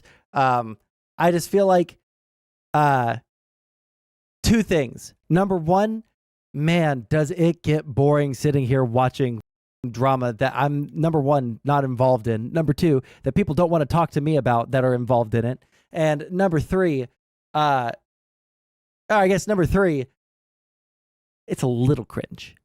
Okay? It is a little cringe to be a 28-year-old streamer who goes over, you know, drama. I also don't want to, like, do BS dumb little dramas. I've done that in the past, all right? And I hid those videos that were posted to my channel, okay? I hid those videos. They don't need to see the light of day ever again. Okay? Okay, to not burn the bridge with Tom. Obviously, while he's in this self-destructive phase, I'm going to step away, right? Okay, we're going to skip forward. Yeah, I mean, also, you want there to be a bridge. You just want it. It's been about 5 minutes since Mantis jumped out. I feel as though... For the second time? I feel as though right now, things are just murky and unclear. And now I don't know what to think anymore. Because I feel as though, like, maybe I'm being gaslit or not gaslit. I have no idea. Yeah, I mean, the problem is everybody... Is that Mantis right there? Okay, bye. Bye. The thing is with Tom, right? Like, his kind of biases lie amount of evidence, right? But like, you're saying that Tom is a sneaky, manipulative Where is abuser. Mantis? Is that Mantis? Bridge with me. I want Beckett to come in here himself, okay? I don't want him to be a little coward snake, okay, and lie there behind everything else, just like Queeman, okay? All right. So here's where Stardust jumps in. Mantis is not far behind, bro. Okay, we'll just watch it. These are all jokes of a human being, and they like laughing at canvassing because they know they can't make a difference in their life, and when they die, nobody will ever remember them, okay? So listen, I don't want to lump Beckett in with Queeman, all right? So the thing is that at the end of the day, that is just my stance, okay? I'm putting a stronger stance on this just because, you know, I don't like it, yeah. He was laughing at canvassing? Food Shops is destroying her relationship. Queeman and his crowd, yeah. Oh, okay. Yeah, that's what I'm calling out specifically, yeah. Yeah. Sure. Also, does anybody know, like, when did Beckett go from being like a reasonable, you know, centrist politics streamer to a like commentary YouTuber? When did that happen? Because I noticed it just a couple of days ago, right? I made the connection, like, this guy's doing a lot of like commentary shit, and then I realized, oh, he's like mentioning commentary people that he's talked to. When did that meme start? Just a poor little British boy been drug in to all this American nonsense, okay? It's been a change over the past 3 months. Okay. I mean, like, I have only had positive interactions with Beckett. So I it's not like I'm like sitting here shitting on him. I'm just surprised is what it is, okay? Yeah. You know, I heard he's been a little gossipy. Yeah, with I the just Chud didn't know he Logic was a crowd, part of you know, that. a lot. So, yeah, I'm putting a stronger stance. Okay. Yeah. Yeah. I get that, yeah. Yeah, what else? Oh, I noticed somebody said maybe Stardust could shed some light on Ico / Beckett beefing. I honestly have no idea what have that no is. I have no idea what that's about. Like, she's done 2 streams now with his name in her titles. I have no idea. I have no idea what that's about. Free Stardust. It's Coon time. Yeah, I don't know. Yeah. Hold on, wait, Kilo's back. Hold on. Kilo. Hey. Yeah, Bro. go ahead. Just bring Mantis back on. What is this cringe shit? What you're gonna Kilo, threaten you've me been to so get me into VC? Kilo, you have been so strong in chat. So tell me. No, I'm going to let's eat see you. I am going to eat you alive. You're gonna eat me alive? Hold on. Sarah's gonna eat you alive. Okay. What do you think that I'm upset with you about, Food? You're upset because you think that I don't have a strong position on specifically Tom. You know, whether in the positive or the negative, given all the evidence, leaked DMs. Why? Oh, Mantis is in here. At least not adequately. I think he says that he has. Okay, so for me, I don't want to silence Stardust and Food Shops, but I thought you deleted your Discord account. But, there we go. no, you can. I didn't delete my Discord account. I just left all the servers. You could have sent me a friend request. Oh, I mean, the last time I looked up on Discord, there was like a little exclamation point by your name. It looked like the account was marked for deletion, but either way. No, I just left servers. Okay. No. I mean, my. It's wild to me that none of these people are bothered by talking to a self-admitted pedo. Did she admit to being a pedo? I can't remember the drama all the way back then. I don't remember her admitting to being a pedo. Unless she actually did. In which case, then I'll take that back. But I just thought that she was doing what Tom has been doing, doubling down on shit that she shouldn't be debating, and she should just like chill on it, you know? And she wanted to cuddle in bed with a 12-year-old. It's hilarious. Okay, yeah, I remember those things, but